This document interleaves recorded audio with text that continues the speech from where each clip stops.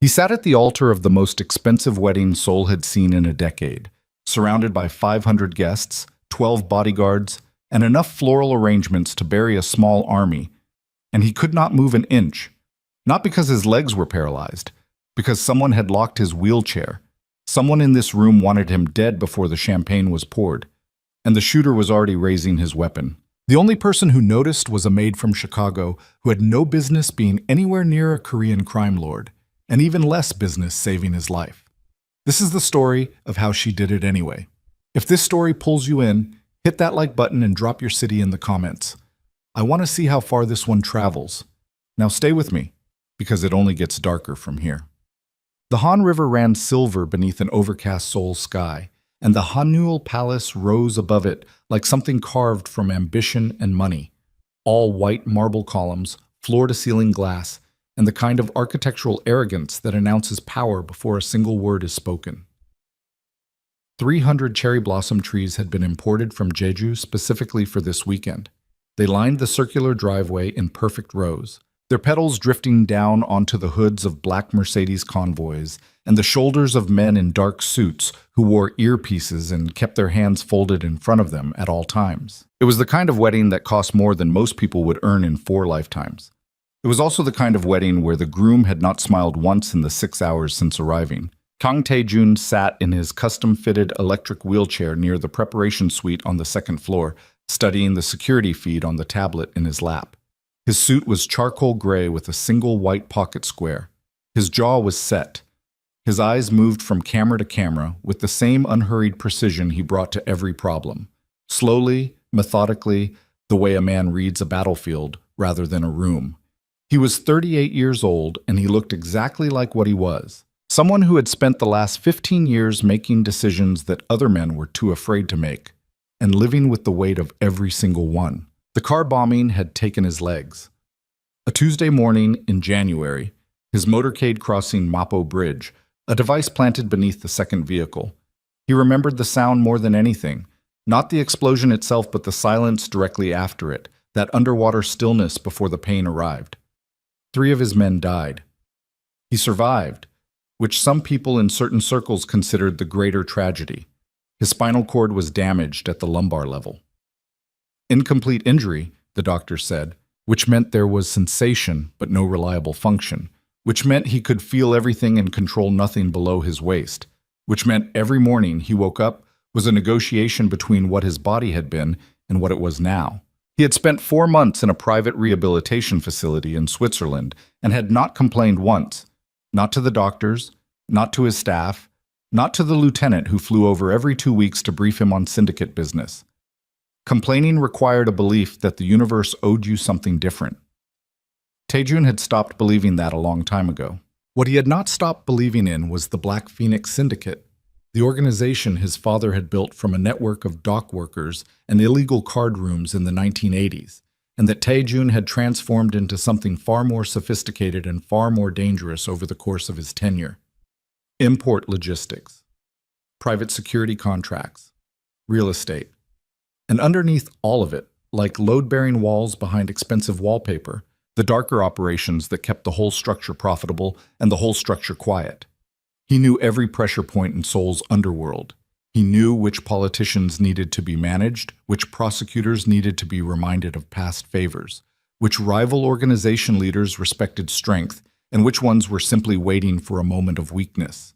The wedding was a response to that last category. It had been his advisor's idea, initially, a strategic marriage to Yoon Se-rin, the only daughter of Yoon Byung-chul, a semi-retired financier with deep ties to the southern port networks, and enough legitimate business cover to make the alliance valuable on multiple fronts. Se-rin was 29, educated in Paris, fluent in 4 languages, and had been informed of the arrangement 6 months ago with the kind of calm acceptance that Tae-jun recognized as either genuine composure or deeply buried resentment. He had met her 4 times before today. Their conversations had been polite and efficient. He did not expect love from this marriage. He expected stability, optics, and a consolidated financial network. That was sufficient, or it had been, until 40 minutes ago. Park Do-hyun entered the preparation suite without knocking. He was Tae-jun's lieutenant, 35 years old, former military intelligence, built like a man who had been in several rooms where things went badly and had walked out of all of them. His face right now was the face he made when the news was bad, and he wasn't sure how bad yet. "She's gone," Do-hyun said. Taejun did not look up from the tablet. Define gone. Her suite is empty. Her passport is gone. Her personal accounts were accessed from an overseas server 40 minutes ago. Do-hyun paused. Min Seok's private plane left Gimpo at 6 this morning. The tablet lowered. Taejun looked at his lieutenant. "How much?" Taejun said. It wasn't a question exactly. It was the thing you say when you already know the answer is going to be worse than the question. Initial estimate somewhere between 200 and 250 million from the secondary accounts, the ones that weren't supposed to be accessible without your biometric authorization. And yet, the secondary accounts required a voice confirmation and a physical key card. Taejun had the key card, or he had believed he did. He looked down at the inner breast pocket of his jacket, where the card had been since 6 this morning when he dressed. He reached in.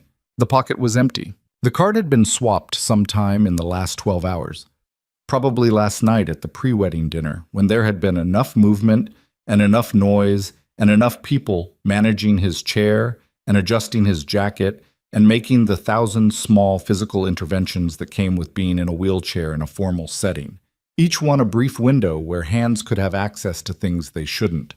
He had become, he realized, easy to rob, not because he was careless, because everyone treated him as though he needed to be managed, and managing required touching, and touching created opportunity. He thought about who had been closest to him last night. He thought about his cousin. Kang Min Seok was 32 years old, and had grown up understanding that everything around him, the compound in Seongbuk-dong, the staff, the cars, the deference, belonged to the family name, and that the family name ultimately meant Taejun.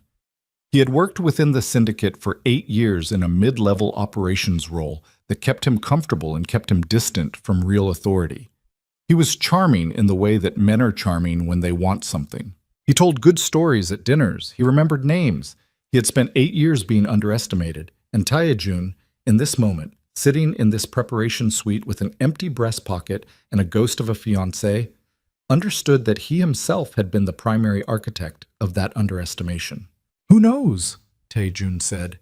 "You, me, the 3 men I pulled the camera feeds with. No one else yet. Keep it that way until after the ceremony." Do-hyun's expression shifted slightly. "You still intend to—" "There are 480 guests downstairs. Half of them are here because they want to measure whether I'm still worth fearing. If I cancel this ceremony without explanation, I answer that question for them." Taejun folded his hands in his lap. His voice had not changed pitch or tempo once since Do-hyun walked in. That was the thing about him, the thing that had always made the people who worked for him slightly uneasy even when they trusted him. He processed catastrophe the same way he processed weather reports. "We proceed. We manage the optics. We deal with the actual problem after." "And Saren?" "Saren is a problem I'll address when I have the precise coordinates of where she and my cousin are spending my money." He picked up the tablet again. "Find me those coordinates." Do-hyun nodded and left.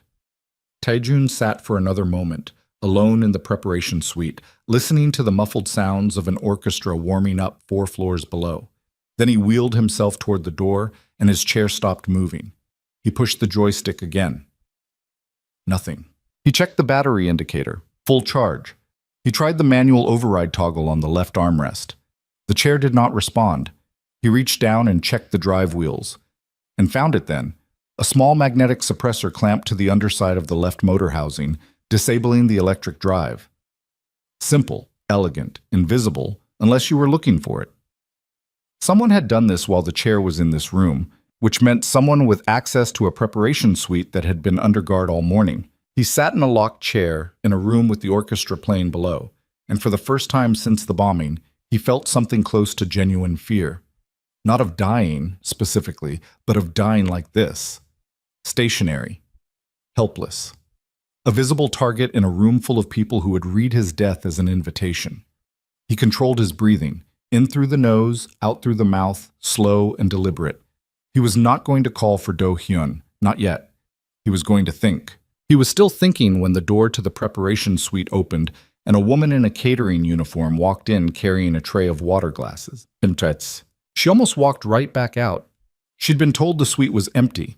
The guest management coordinator had sent the catering staff through the upper floor rooms at staggered intervals to refresh water stations and remove anything that needed clearing before the ceremony began. Room 214 was on Nia's list. She'd knocked twice, gotten no answer, and pushed the door open with her shoulder the way she always did when carrying a full tray, turning sideways to get through without spilling. The man in the wheelchair was looking at her with the particular expression of someone who has been caught in a private moment and is deciding how much of that to acknowledge. Nia Brooks froze in the doorway for approximately 2 seconds, which was long enough to register several things simultaneously. The man was the groom was alone, the groom's wheelchair was not moving despite the fact that his hand was on the control, and there was something clamped to the bottom of the left wheel that did not look like standard equipment. She had grown up in Englewood on the south side of Chicago, the second of 4 children, in a house where her mother worked double shifts and her father had been intermittently present and then permanently absent by the time Nia was 12. She had learned, young, that the people who survived difficult situations were almost never the people who panicked. They were the people who noticed. Her grandmother had called it reading the room. Her older brother, Marcus, who had navigated his teens in a neighborhood where reading the room was occasionally the difference between going home and not going home, had called it staying sharp. Nia had simply called it paying attention, and she had been doing it her entire life, and she was doing it now. The man in the wheelchair was Kang Tae-jun. She knew who he was. Everyone on the catering staff had been briefed, shown photographs, told to treat him with absolute deference, and under no circumstances to engage him in direct conversation unless spoken to first. She had also, over the course of the morning, overheard things that the catering staff was not supposed to overhear. She set the tray down on the table near the door and said, in the careful, neutral Korean she had been improving for 3 years, "The drive motor, there's something on it." Taejun said nothing for a moment. His expression did not change exactly, but something behind it shifted. "You noticed?" "Yes." "How long have you been in this building?" "Since 4 this morning, setup crew." And it was not a complete question, but she understood what it was asking. She had been here 9 hours, moving through rooms, refilling things, staying invisible the way service staff were trained to stay invisible, and she had been paying attention the entire time. "The man by the east pillar," she said. "He's been holding the same champagne glass for 2 hours without drinking from it. He has a scar that runs from his left ear to his jaw. He keeps looking at the area near the altar, not the entrance. When someone walks in, he doesn't look. He's not watching for guests. He's watching for a position." A beat of silence. "And before that," she said, "about an hour ago, near the service corridor behind the flower arrangement on the north wall. 2 men. One of them said the word confirm 3 times in 90 seconds. The other one smelled like battery acid and machine oil, not cooking smells, not cleaning smells." Taejun had gone very still. Not the stillness of someone caught off guard, the stillness of someone recalibrating. "You speak Korean well enough to follow that conversation." "Well enough," she said, "not perfectly, but the word confirm is the same in a lot of languages when people say it a certain way." He studied her. She stood at a neutral 5'6", dark-skinned, broad-shouldered, wearing the plain white catering jacket with a small logo on the breast pocket. She had natural hair pulled back tightly under the service cap. Her face was composed in a way that suggested she had significant practice appearing calm in situations where she wasn't. "What do you think they're planning?" he said. "I think someone locked your chair," she said, "and put a man with a gun near the altar. And I think when the ceremony starts and everyone is seated and looking at the front of the room, the math gets a lot simpler." Another silence, longer this time. "You could have said nothing," he said. "I know." "Why didn't you?" She thought about how to answer that honestly. "Because I watched you come in this morning," she said finally. "You got out of the car and the whole motorcade was moving around you, people adjusting, holding doors, making way. And you sat in the middle of all of it like you were the still point. Like you'd decided a long time ago that the situation was going to be whatever it was, and your job was just to deal with it." She paused. "I recognized that. It seemed like a waste to let someone shoot it." He looked at her for a long moment. The orchestra downstairs shifted into a slower piece. "Can you fix the wheel?" he said. "The suppressor has a magnetic clamp. If I have something ferromagnetic—" She glanced around the room, moved to the table, picked up the small silver dish that held breath mints, bent it slightly, and pressed it against the underside of the clamp. There was a soft click. "Try it now." He pressed the joystick. The chair moved forward 6 inches and stopped where he intended. He looked at the wheel, then at her. "There's a service corridor," he said, "on the west side of the ballroom. Do you know it?" "I've used it 4 times this morning. If I enter the ballroom from the main entrance, I come in from the east. The man by the pillar has a clear angle. If you come in from the service corridor," she said, "you come in from behind the flower arrangement on the north wall, directly opposite the altar, and the pillar is on his left side. He'd have to turn completely to get a line. That gives me roughly 30 seconds of exposed movement to reach the altar position. Closer to 25 if the music is playing and everyone is standing and looking at the entrance." He nodded once, slowly. "I'll need someone pushing the chair," he said. "Not the electric. Too quiet. Too easy to stop remotely if there's a second device on the system. Manual. Visible. It needs to look intentional, like a choice." She understood what he meant. A man in an electric wheelchair being pushed by a catering maid would look bizarre. But bizarre, in a room full of people programmed to treat everything around this man as choreographed and significant, might read as ceremony rather than desperation. People saw what they expected to see. They expected everything tonight to be staged. "Okay," she said. "You understand what happens if this goes wrong." "I've been thinking about that since I walked in," she said. "I'm still here." He reached into his jacket pocket and removed a small card. Not the key card, she would learn later what that was, but a personal contact card, blank except for a number. He set it on the table next to the tray of water glasses. "After," he said. "If there is an after." She picked up the handles of the wheelchair. The guests were already seated when Nia pushed Kang Tae-jun through the service corridor and into the north entrance of the Hanul Palace ballroom. The orchestra was playing. 480 people were turned toward the east entrance, waiting for the groom to appear. The flower arrangement, an enormous construction of white peonies and orchids on a marble stand, partially concealed their entry point for the first 8 seconds. 8 seconds, Nia counted silently as she pushed, keeping her pace steady and her face neutral, the same face she used when carrying trays through crowds where people look through her rather than at her. This was the same skill applied to a different problem. Be unremarkable. Be furniture. Give them nothing to focus on. They cleared the flower arrangement. Several guests in the nearest rows noticed the movement and turned. Nia watched their expressions in her peripheral vision, confusion, then a rapid social recalibration as they registered that it was the groom being escorted, and that this must be how it was supposed to happen. The brain's desperate need to make sense of ceremony was the most reliable thing in the room right now. She was counting on it. She had covered roughly 40 feet of the 60-foot distance to the altar when she saw the man by the east pillar. He had registered the commotion, heads turning at the wrong entrance, and he turned to look. He was younger than she'd expected up close, clean-shaven except for the scar, which ran white and raised against darker skin along his jaw. His champagne glass was still in his left hand. His right hand was at his side, and she could see the shape of something beneath his jacket.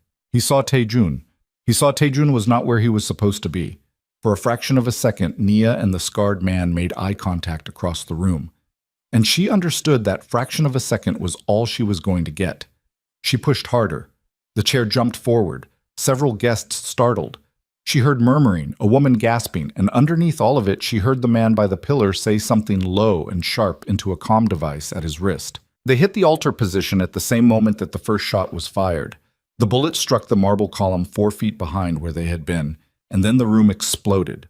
Not literally, but the social contract of 500 carefully curated guests shattered in an instant as people understood simultaneously that a gun had been fired, and the understanding moved through the room like a wave, and the wave became screaming, and the screaming became chaos. Do-hyun appeared from the east side of the room with 2 men. He looked at Tae-jun at the altar, and then at Nia behind the chair, and his face passed through 3 distinct expressions in less than a second before settling into professional action. Service corridor, Taejun said. West, now. Who is now Do-hyun? They moved. Nia pushed. Do-hyun and his men formed a loose perimeter, moving fast but not running, because running was panic, and panic was contagious, and they needed the crowd's chaos to work for them rather than against them. Another shot hit somewhere above them. She heard it impact against glass, and then they were through the service door and into the gray concrete quiet of the corridor beyond. The door closed behind them. The sounds of the ballroom became muffled, then distant. Nia stopped pushing and bent forward, hands on her knees, and breathed. Her heart was doing something that felt structural, like a punch from the inside. She'd been shot at before. Once, when she was 16, caught at the edge of something she hadn't been part of on a night she'd taken a wrong street home. She had never forgotten how her body had responded. Not fear, exactly, not in the moment, but a complete biological alert that used every resource she had, and then asked for more. "You're hyperventilating," Taejun said. "I'm aware," she said. "Slow it down." "I know how to breathe." "Then do it." She straightened up, took a breath, held it, let it out, did it again. Do-hyun was on his phone, speaking in rapid Korean. His two men had taken up positions at either end of the corridor.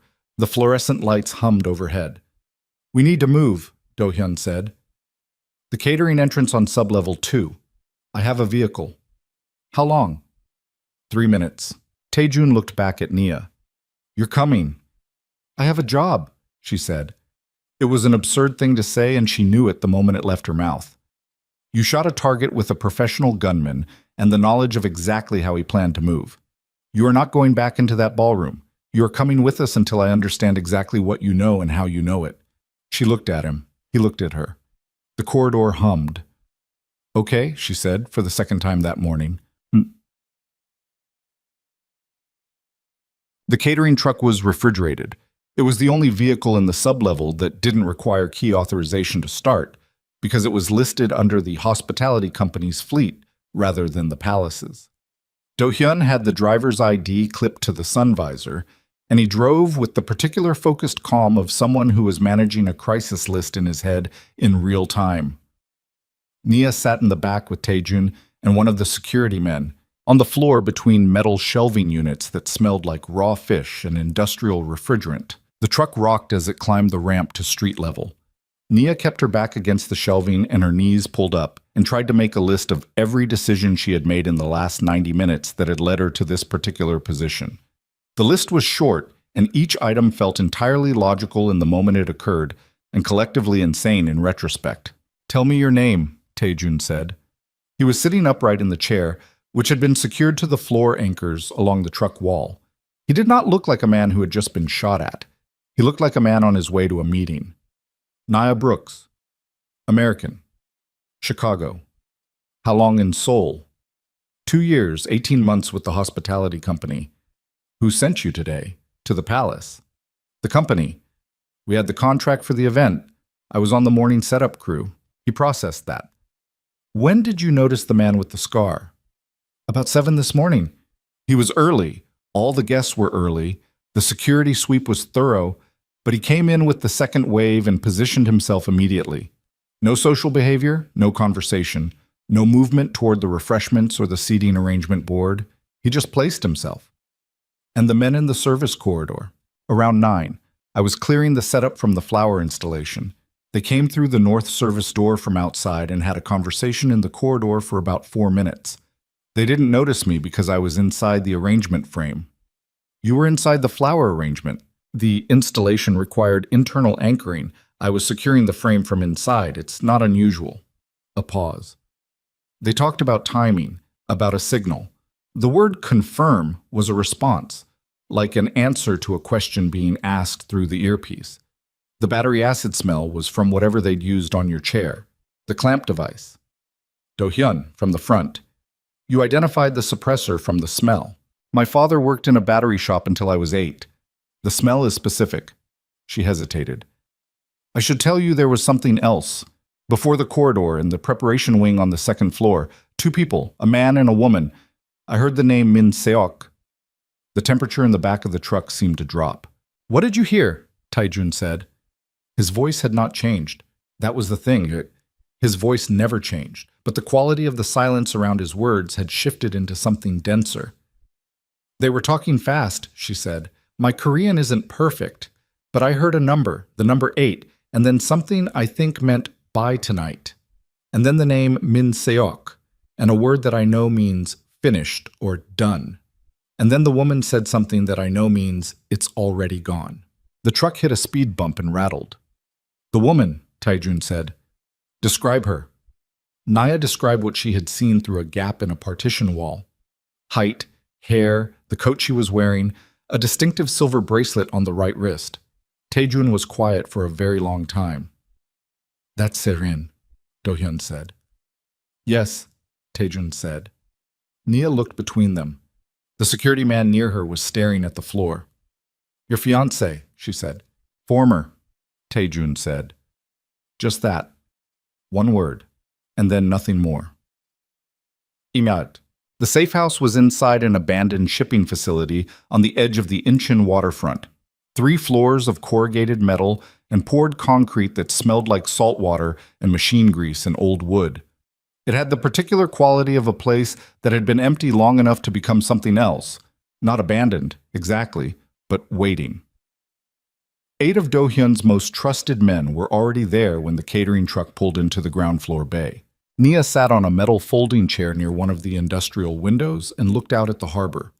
While Do-hyun briefed Taejun, and Taejun said very little, and the men moved around the space with the organized efficiency of people who had rehearsed for exactly this kind of contingency. She was thinking about her apartment in Mapogu. She was thinking about her shift tomorrow morning and whether she would have a job to return to. She was thinking about her mother in Chicago, who called every Sunday and to whom Nia reported the broad outlines of her life in Seoul, the good neighborhoods, the food, the people she worked with, and carefully omitted the rest. She was thinking that her mother was going to call this Sunday, and Nia was not sure what she was going to say. Do-hyun came to stand near her after a while. He wants to talk to you, he said. When you're ready. I've been ready, she said. Taejun was positioned near the eastern wall where someone had set up a workstation. Laptop, phones, printed maps, documents. He looked up when she approached. You mentioned a number, he said. 8, and by tonight. Think carefully. Was there anything after that? Any qualifier? A location, a name? She thought carefully. A word I didn't know. I could spell it phonetically. Do it. She did. Do-hyun wrote it down, showed it to Taejun. Yeongdo, Taejun said. District in Busan. That narrows it, Do-hyun said. Considerably. Taejun looked at Nia. You said the woman, Serin, said, it's already gone. Those exact words, as best you could interpret. As best I could. It was fast and through a wall. But you're confident in that phrase. Confident enough to tell you. He was quiet. Then, the accounts. If the transfer was completed before the ceremony, the trail goes cold in 48 hours. After that, the shell structure they would have used disperses the capital across. He stopped. He was looking at the wall, not at her, working something through. Yeongdo, he said again, quieter. Min Seok has a secondary contact in Busan. Old connection before my time. I had assumed it was dormant. Assumed, Do-hyun said flatly. An error. Taejun said it without defensiveness, simply an error. One I won't make twice. He looked at his lieutenant. Get me the financial architecture. All of it. The secondary accounts, the shell routing, the overseas server address from the access log. I want it in 2 hours. And Yeongdo? Surveillance first, no contact, not yet. He turned back to Nia. His expression was not warm. It was something more complicated than warm. It was the expression of someone who was recalculating something and had not finished the calculation yet. You've given me information I couldn't have obtained another way. Tonight. You stay here. I have a life, she said, an apartment, a job. Your job ended when a professional shooter made eye contact with you across a ballroom. He saw your face. He will report it.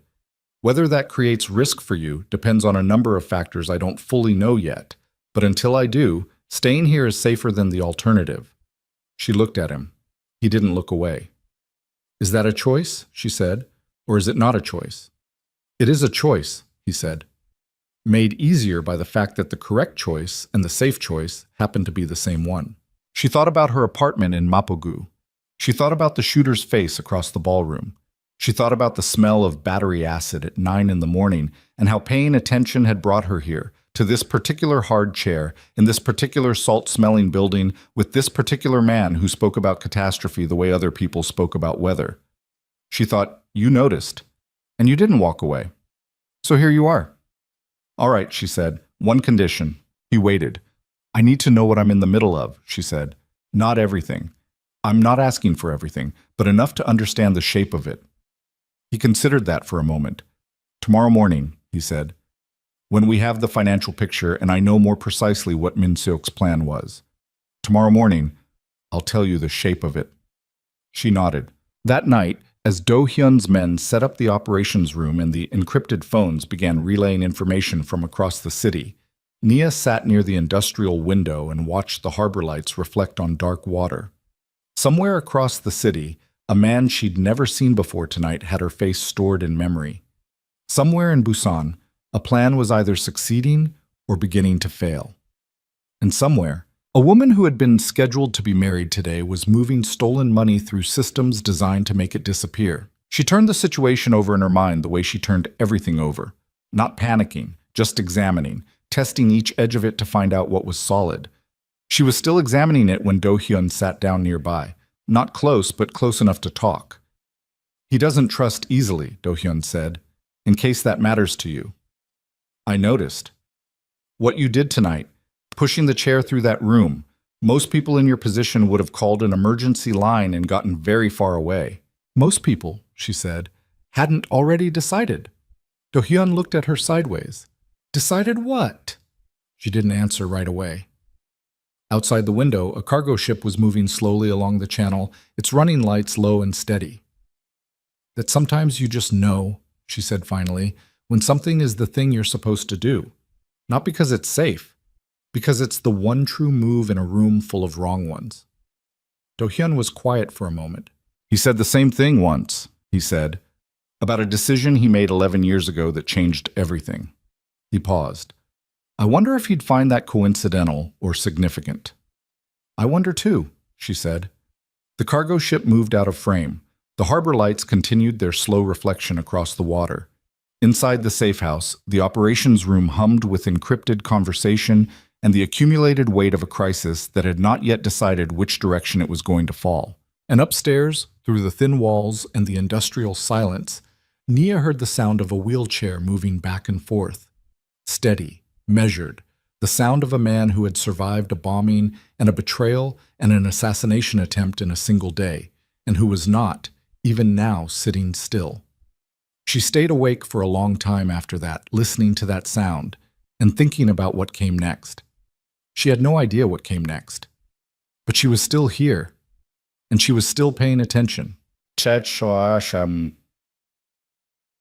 By 2 in the morning, the financial picture Do Hyun had promised was beginning to take shape, and it was worse than the initial estimates. The access to the secondary accounts had not been a single breach. It had been 4 separate coordinated entries over a period of 6 weeks, each one small enough to avoid the threshold triggers on the monitoring system, each one moving capital through a different routing structure. Min Seok had been building this for months, maybe longer. The infrastructure required to pull this off, the technical access, the legal architecture, the overseas contacts, the timing, this was not something improvised in the weeks after the car bombing.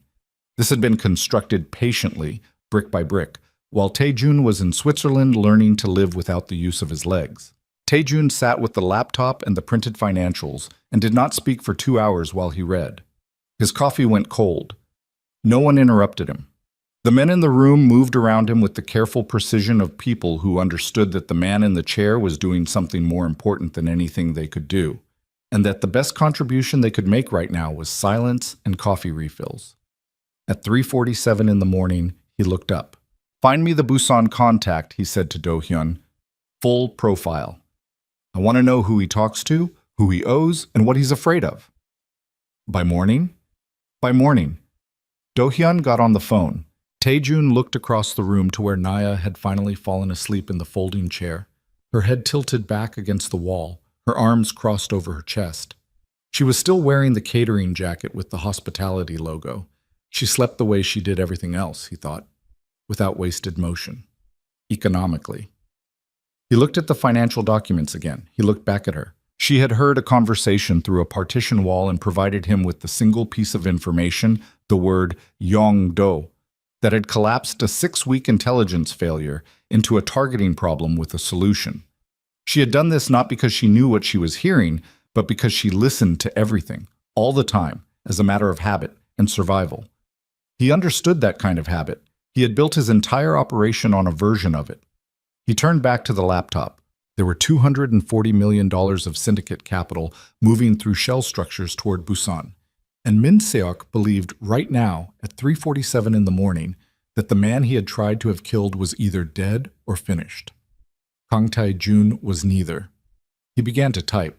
Outside, the harbor was dark and cold, and the water moved the way it always had, indifferent and constant. And somewhere in the city, the machinery of the Black Phoenix Syndicate, damaged but not broken, bent but not collapsed, was beginning, slowly and deliberately, to turn. The question was not whether Tae-jun would respond. The question, the one that Nia was dreaming of in her folding chair, though she wouldn't remember it in the morning, was what he would find when he pulled the thread all the way to its end. Because there is always a thread, and it always leads somewhere you weren't expecting. And sometimes the person who hands you the thread is someone who was never supposed to be in the room at all. The morning came in gray and cold off the harbor, the kind of light that doesn't so much arrive as accumulate, a slow brightening that turned the corrugated walls of the shipping facility from black to charcoal to the particular washed-out silver of a sky that had decided against committing to anything. Nia woke up with her neck at the wrong angle and a crease from the folding chair's edge pressed into her left forearm, and the immediate, disorienting awareness that the sounds around her were completely wrong for any morning she had previously experienced. Men's voices in Korean. The smell of instant coffee and cigarette smoke and something chemical she couldn't immediately place. The distant sound of water against the hull of something large. She straightened in the chair and looked at the room. The operation setup had expanded overnight. There were now 2 laptops open on the main table, 3 phones charging in a row against the wall, and a printed map of the Busan waterfront district pinned to a section of drywall with a strip of electrical tape. Do Hyun was standing with his back to her, on the phone, speaking in a low, continuous voice that had the cadence of someone relaying instructions rather than receiving them. 2 of the security men she didn't know the names of yet were eating from convenience store containers near the far wall. The refrigerant smell from the catering truck had followed them in on their clothes and mixed with everything else. Tae-jun was exactly where he had been at 3 in the morning at the main table in front of the laptop. He had the same posture, the same stillness. Either he hadn't slept, or he had slept in the chair, and she hadn't noticed, which she doubted, because she had the impression he was not the kind of man who allowed himself to be unnoticed doing anything. She stood up, worked the cramp out of her left shoulder, and walked to the coffee setup near the window. The instant coffee was terrible. She drank it anyway. "There's a bathroom on the 2nd floor," Tae-jun said without looking up. "Second door on the left. There are supplies in the cabinet." "How long have you been watching me?" "I haven't been watching you. I heard you stand up." He turned a page on the printed document beside the laptop. "You breathe differently when you wake up." She drank the coffee. "You didn't sleep," she said. "I slept 2 hours. I don't require more." That's not how biology works. My biology and I have had several difficult conversations about what it requires. It's learning to compromise. He looked up then. His eyes were clear, which was either evidence that he was telling the truth about the 2 hours, or evidence that he was very good at performing clarity. She couldn't tell yet which. The Busan contact has a name. Shin Dae-won. 61 years old, semi-retired, ran import logistics out of Yeongdo for 20 years before transitioning to financial consulting, which in this context means he moves money for people who need it, moved without leaving obvious tracks. Min Seok used him.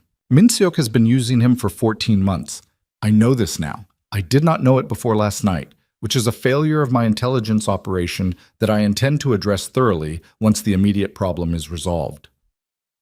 He said this evenly, without self-flagellation, but there was something underneath it, a tightness in the muscles around his jaw. Shindai Wan has a relationship with two separate financial institutions in Macau through which the capital is being routed. The routing completes in 31 hours, and after 31 hours. After 31 hours, the capital disperses into 37 sub-accounts across 4 jurisdictions and becomes, in practical terms, unrecoverable without a multi-year international legal process. She processed that. So 31 hours.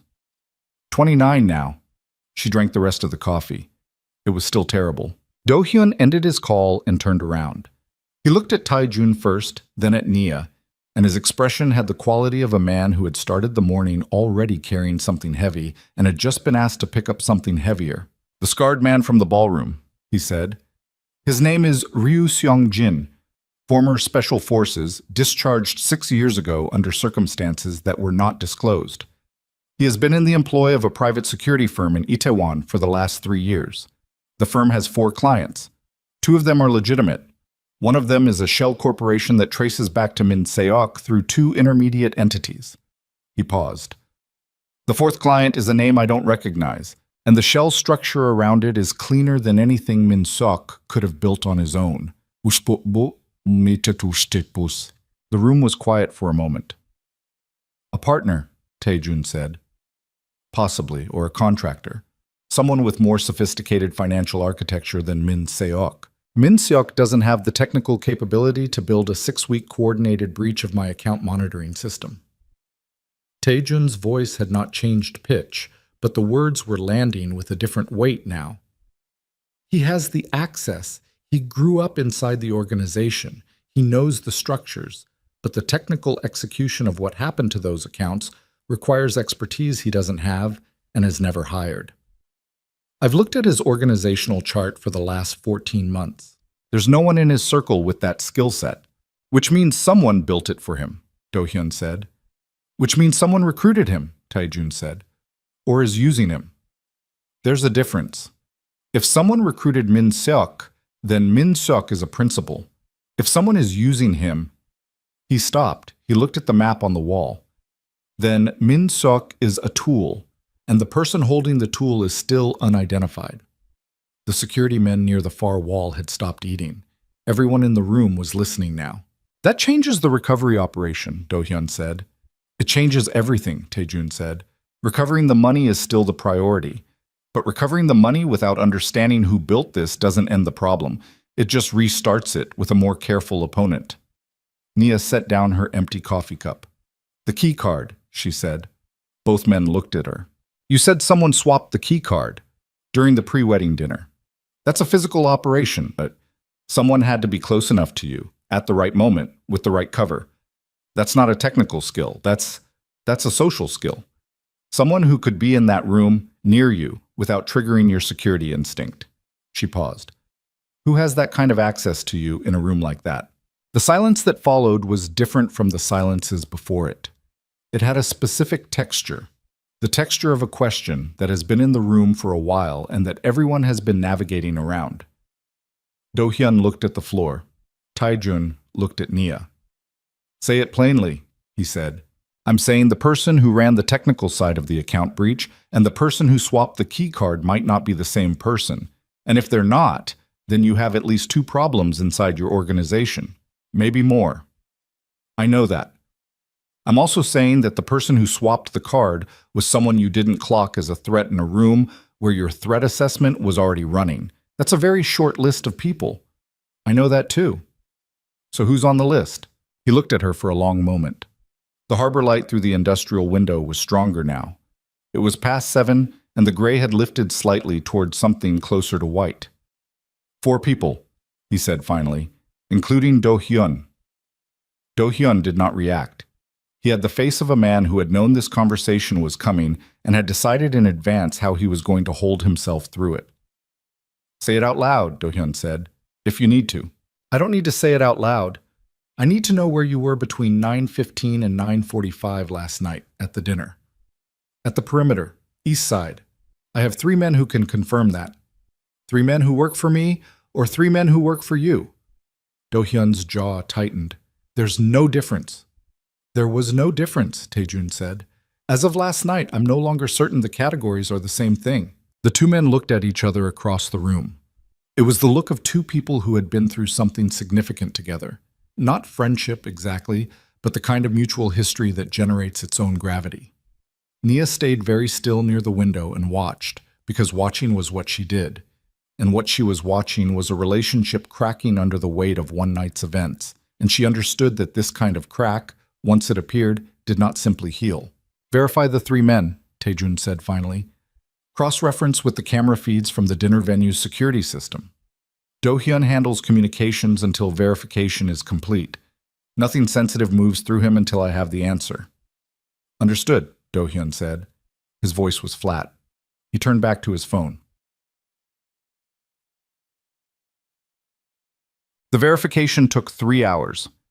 During those 3 hours, Nia went upstairs to the second-floor bathroom and used the supplies in the cabinet.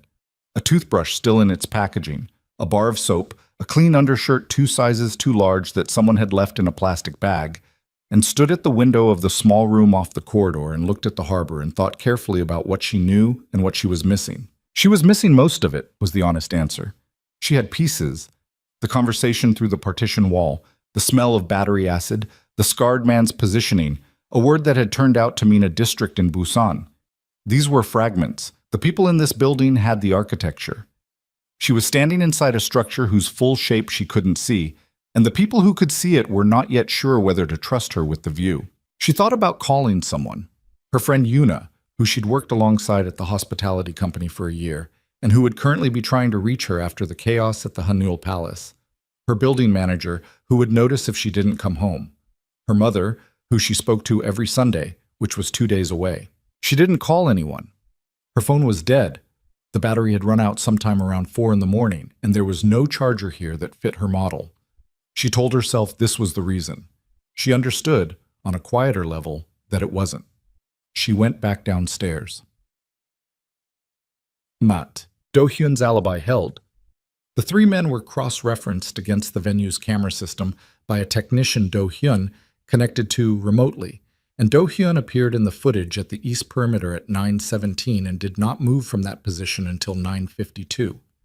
The footage was clean, no obvious tampering, time-stamped against the venue's server.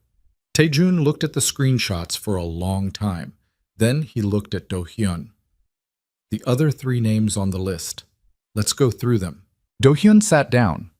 For the next hour, they worked through it systematically. Movements, alibis, access levels, behavioral flags from the last 6 months. Nia sat to the side and listened. She wasn't invited into the conversation, but she wasn't excluded from the room, which she read as a form of provisional acceptance. She listened the way she always listened, openly, without deciding in advance what she was going to hear. The 3 other names, a logistics coordinator named Bak, who had been with the organization for 11 years and had 2 children in middle school, a financial analyst in the secondary accounts division named Choi, who had taken 3 unexplained sick days in the last month, and Taejun's personal aide, a young man named Seo-ji Won, who had been managing Taejun's physical needs since the bombing. Scheduling, medication management, equipment maintenance. That last name landed differently than the others. "Equipment maintenance," Nia said. Both men stopped and looked at her. "Seo-ji Won manages your equipment, including the wheelchair." A pause. "He oversees the maintenance schedule," Taejun said. "The actual technical work is done by a vendor. But he coordinates with the vendor. He would know the service intervals. He would know what work had been done recently and what had been deferred. He would know the maintenance access points." Taejun's face was doing something controlled and difficult to read. "He would also know what a magnetic suppressor would affect," he said, "and where to place it. And he's with you constantly," Nia said, "physically close, managing things, touching the chair, the jacket, the personal items." She stopped. "Is he here?" "No," Do-hyun said. "He stayed at the palace. He was coordinating the medical bag and the spare equipment in the groom's suite. I didn't bring him when we left." "Where is he now?" Do-hyun checked his phone. Last contact was at 6 this morning. He texted that he was waiting for instruction. He looked at Taejun. "He hasn't reached out since." "Try him," Taejun said. Do-hyun called. The call rang 8 times and went to voicemail. Everyone in the room understood what that probably meant. Taejun sat without moving for a long moment. His hands were flat on his thighs. His breathing was controlled and deliberate, and Nia recognized it as the same pattern she'd watched in the preparation suite when he'd discovered the chair was locked.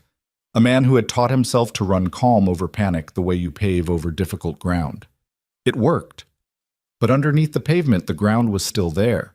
Seo Ji-won has been with me for 7 months, he said. Not to anyone in particular. I chose him specifically. His background was clean. His references were personally known to me. Min Seok knew your selection criteria, Do Hyun said. It wasn't gentle, but it wasn't cruel either. It was just true. Yes, Taejun said. He did.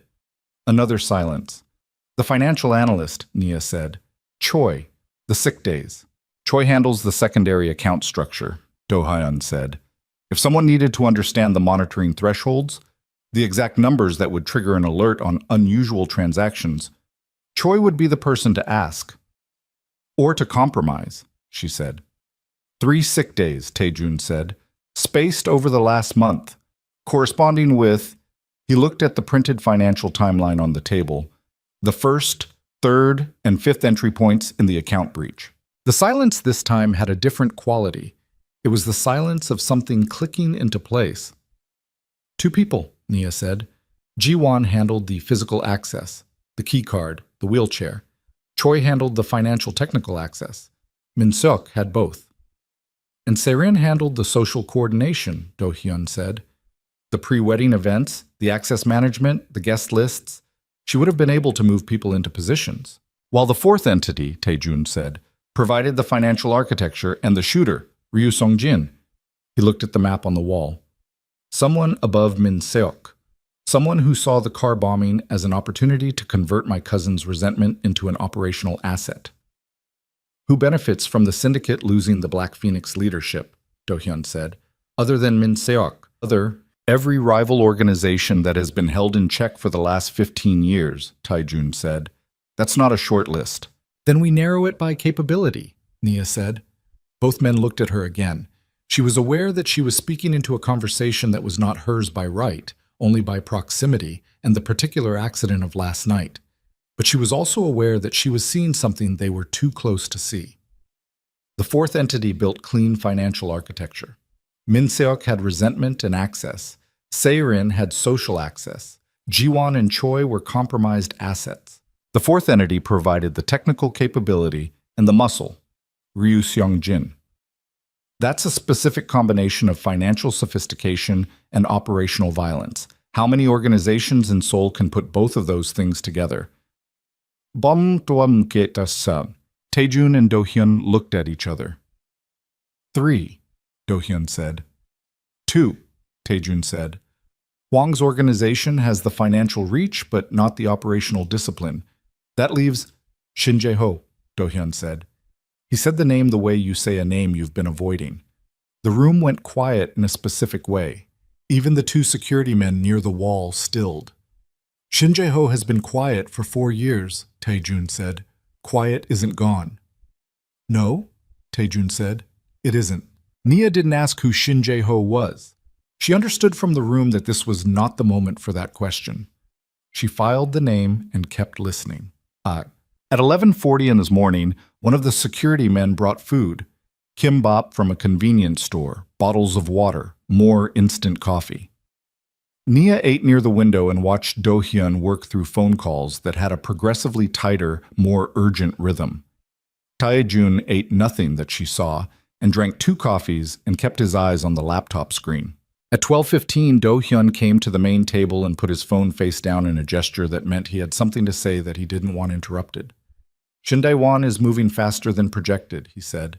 The routing through the Macau institutions is accelerating. Our window is closing. How much did the timeline shift? By about 9 hours. We now have 20 hours, not 29. Taejun looked up from the laptop. His eyes were doing the calculation. The financial counterstrike, Nia said. She had been listening to enough of the operations conversation to understand the rough shape of what Taejun was building. Not a physical recovery operation, but a financial one, using his own contacts and the technical access he still had to the primary accounts to freeze, flag, and disrupt the routing chain before the capital dispersed. Can it execute in 20 hours? 15 of the 20 hours have to be used for legal groundwork, Taejun said. I have 2 contacts in the international financial monitoring system who owe me in ways that are not small. If I use both of them simultaneously, we can trigger an automatic investigative hold on the Macau institutions within 12 hours. That freezes the routing before the dispersal. That's burning both contacts, Do-hyun said, permanently.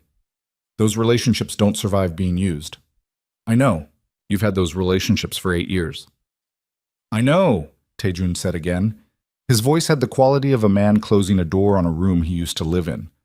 Start the contact process. I'll handle the calls personally. Encrypted line only.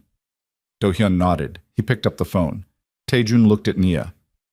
You understand financial routing structures. I understand basic ones. My mother's second husband was an accountant. I absorbed things. The shell structure Min-suk is using has a specific vulnerability at the 3rd routing layer. Before I make the calls, I need the chain documented clearly, node by node. The documents are on the laptop. I need a second set of eyes on the documentation to confirm the vulnerability is where I think it is, not a decoy.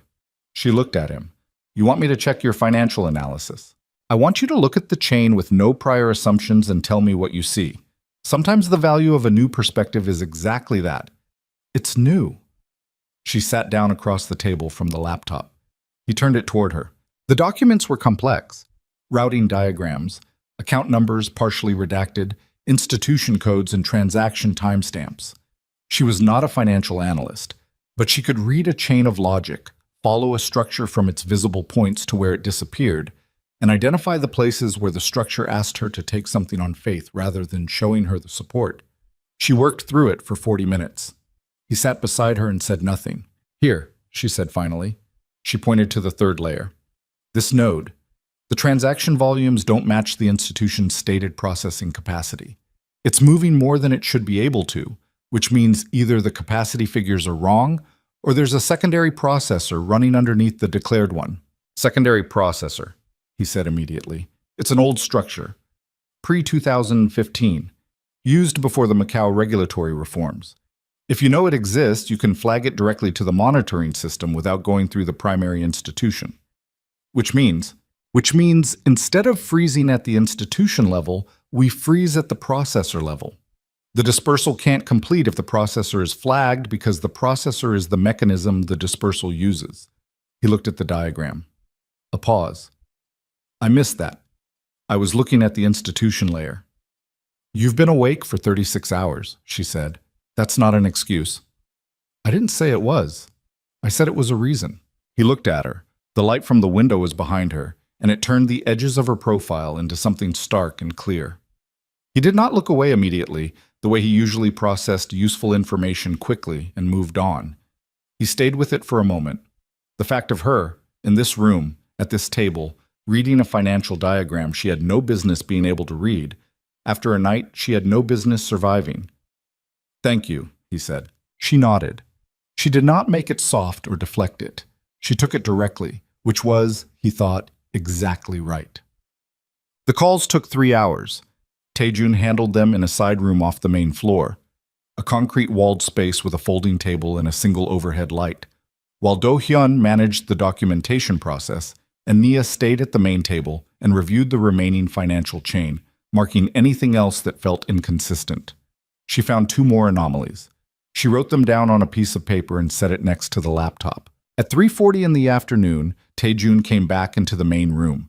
His jaw was tight and his collar was open, and he looked, for the first time since she'd met him, like a man who had done something costly. It's done, he said. Both contacts activated. The processor flag goes into the monitoring system in 6 hours. The hold triggers automatically after that. The dispersal, Do-hyun said, won't complete. The capital freezes at the 3rd layer. He looked at the piece of paper beside the laptop. He picked it up, read it, set it back down. 2 more anomalies. The second one might be a decoy, Nia said. I'm not sure, but the first one is real. It's the same structure as the processor issue. Older architecture, pre-reform, someone who knows the system before it was modernized. Shin Jae-ho's financial architect has been in the business for 30 years, Do-hyun said. He would know every pre-reform structure. Then this was built by someone who wanted it to look like Min Seok's work, Tae-jun said, but is actually older and more sophisticated than anything Min Seok could have commissioned. He set the paper down. We weren't just robbed, we were framed. The intent was not just to take the money. The intent was to take the money in a way that looked like internal betrayal, which would fracture the organization while the real actor remained invisible. The room held that understanding for a moment. If you hadn't found the processor, Do-hyun said to Nia, the flag would have gone in at the institution level, Tae-jun said. It would have looked like it worked. The money would have dispersed anyway through the processor, and we wouldn't have understood why the freeze failed until it was too late to recover. Nia looked at the diagram on the laptop. Min Seok doesn't know about the processor, she said. It wasn't a question. Probably not, Tae-jun said. He was given the structure to use. He wasn't told everything about how it worked.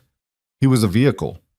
Then when the freeze goes in and the capital stops moving, Min Seok is going to think something went wrong on his end. He's going to reach out to the fourth entity. She looked up. That's a communication you could intercept. Tae-jun looked at her steadily. It's also, Do-hyun said quietly, a communication that will tell the fourth entity that the freeze happened. And if they understand what that means, they'll know someone found the processor, Tae-jun said, which means they'll know the operation is compromised. He was looking at the map on the wall, the Busan waterfront, Yeongdo. Which means they'll move. How fast, Nia said. Fast, he said. Shin Jae-ho does not wait when a situation becomes exposed. He acts. He looked at Do-hyun. If he concludes the processor was found, what does he do? He cuts Min Seok loose, Do-hyun said. Immediately. Min Seok becomes the exposed party. All the evidence points to him. None of it points to Shin Jae-ho. Min Seok takes the consequences. And Serin, Nia said. Both men looked at her. Serin is with Min Seok. If Min Seok gets cut loose, Serin is a liability to Shin Jae-ho, Tae-jun said. He said it the same way he said everything, evenly, without visible emotion. But Nia watched his hands, and his hands on the armrests of the chair had a stillness to them that was different from his usual stillness. It was the stillness of someone controlling something specific, rather than someone who was naturally at rest. She thought, whatever Serin did, whoever she chose and whatever she took, he doesn't want her dead. She didn't say that out loud. The intercept window, she said instead. When does Min Seok reach out? Within an hour of the freeze triggering, Do-hyun said. Maybe sooner. He'll be monitoring the routing. Then we have 7 hours, Tae-jun said.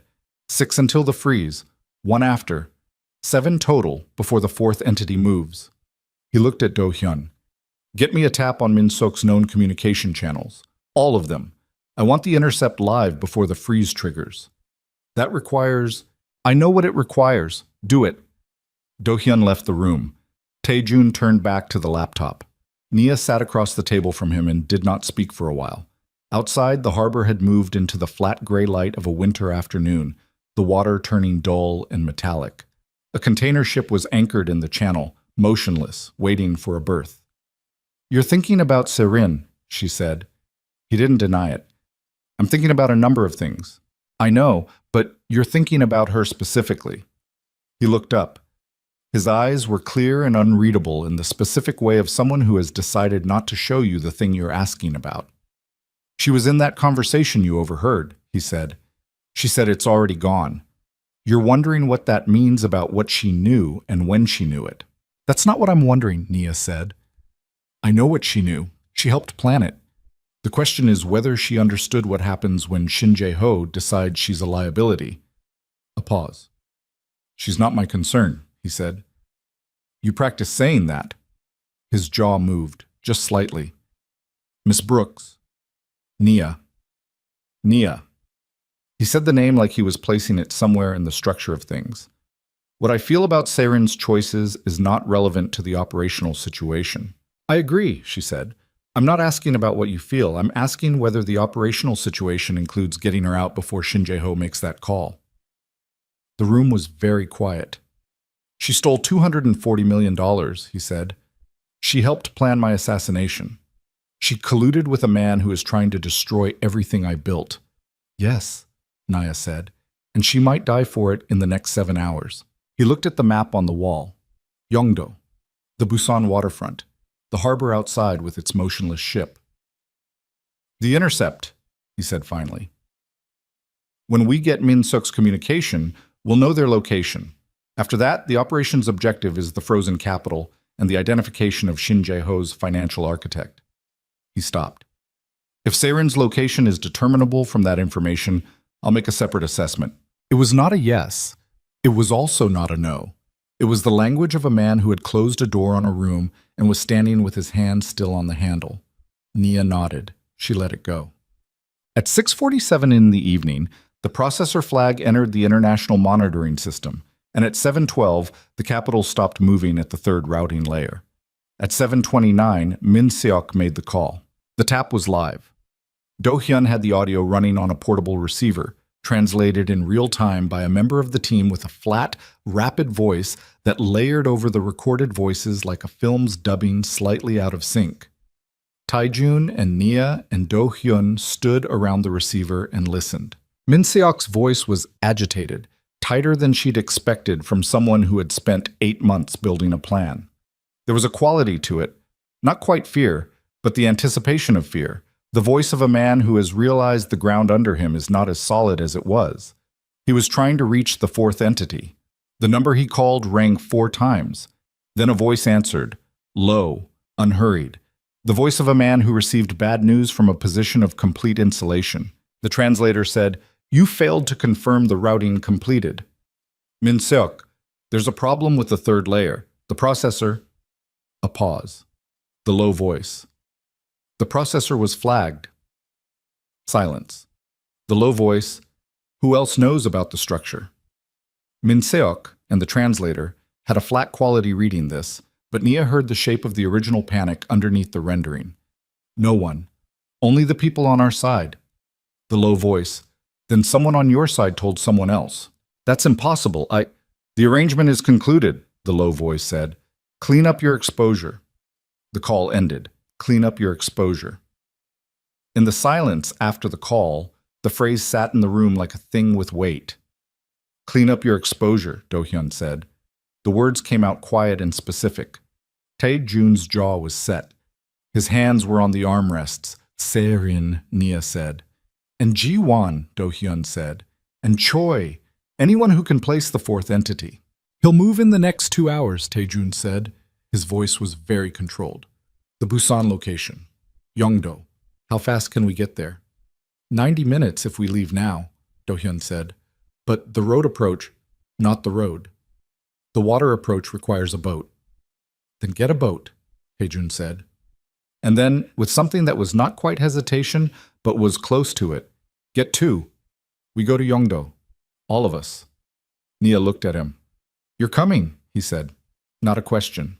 I know Yeongdo, she said. I did a hospitality event at the waterfront 2 months ago. I know the layout of the district. He looked at her.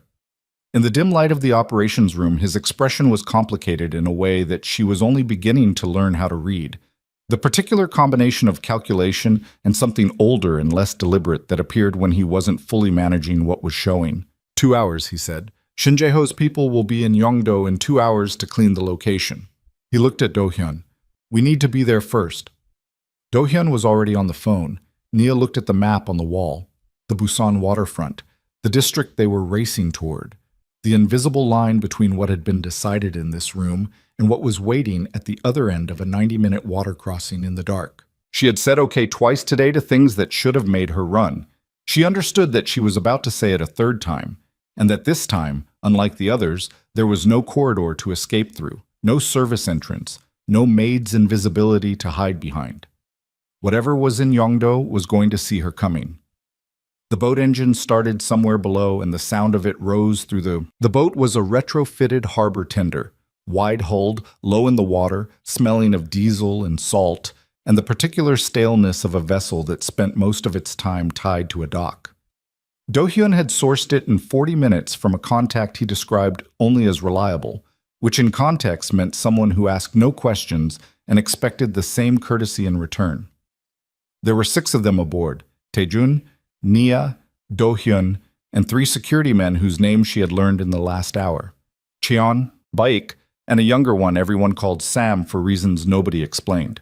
The crossing from Incheon to Busan was not a 90-minute trip by water.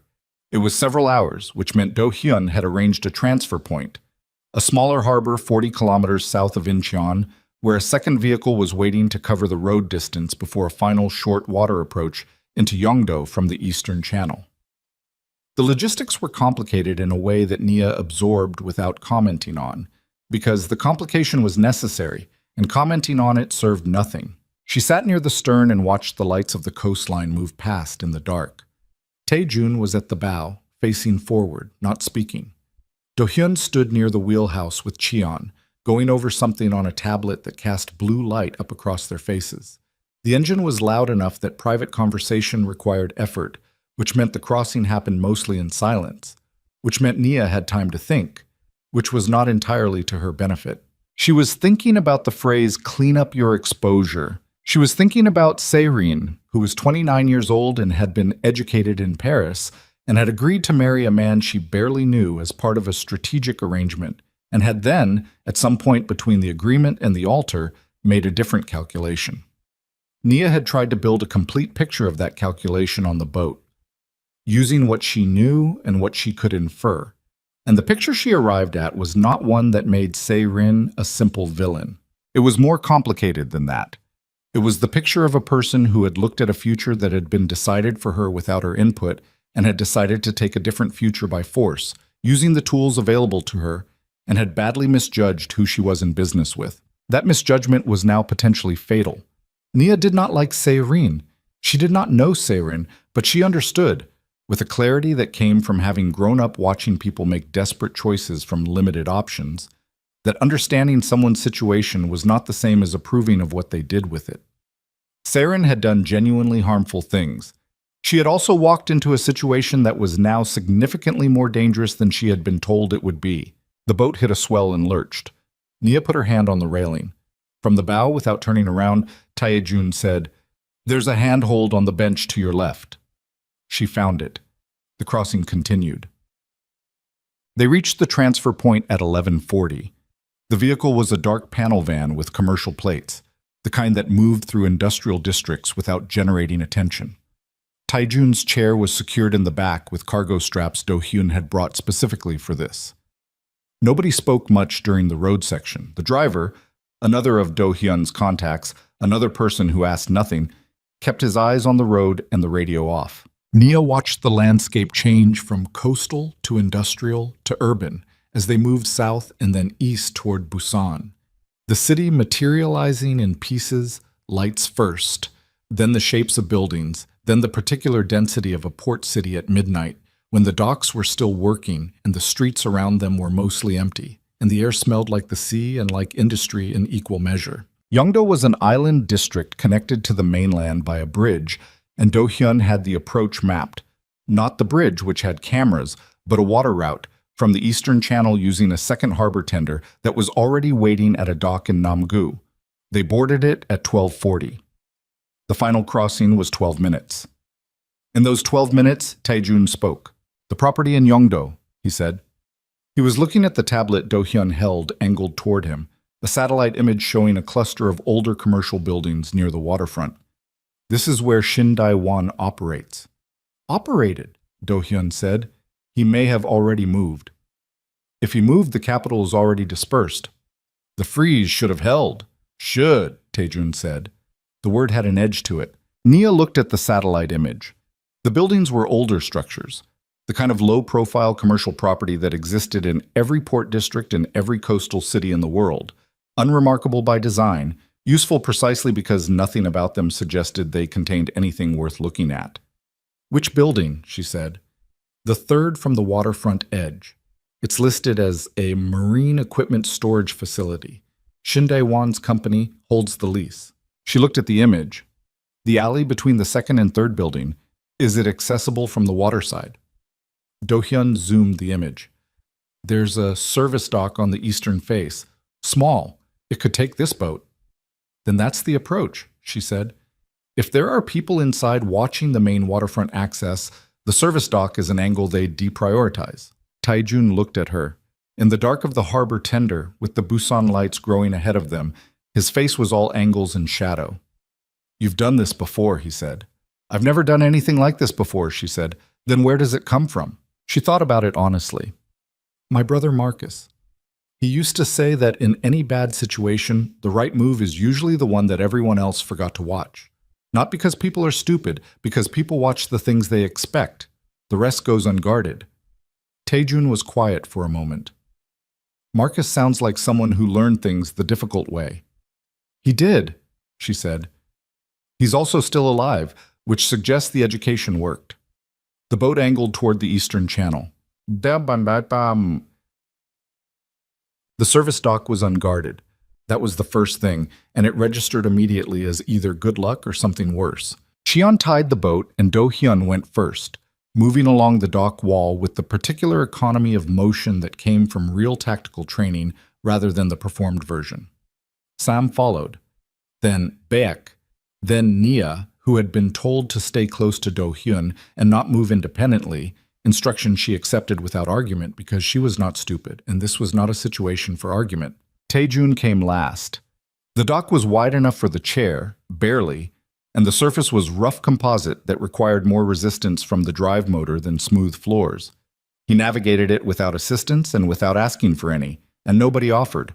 The service entrance to the third building was a steel door, heavy gauge, with a keypad lock that Cheon bypassed in under 2 minutes, using a device from his jacket that Naya did not look at too closely. The door opened into a narrow corridor, concrete floor, bare overhead tubes running on a motion-sensitive circuit that flickered on as they entered. The building was cold, the kind of cold that collected in spaces that weren't heated for human comfort. Raw, industrial cold, with a damp undertone from the proximity to water. The corridor ran 30 feet and then opened into a larger storage area where metal shelving units held equipment that looked genuinely like marine storage. Rope coils, navigation equipment in padded cases, maintenance materials. And behind the shelving, through a secondary door that was not locked, a staircase going down. Do-hyun looked at Taejun. Taejun looked at the staircase.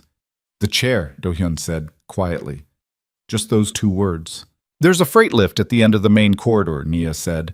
She had looked at the building layout on the satellite image during the crossing and had been constructing the interior geometry since they entered.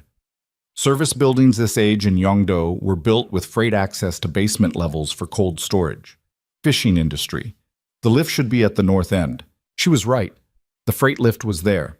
Large enough for the chair, old enough to groan when Do-hyun engaged it, slow enough that the 30 seconds of descent felt like considerably longer.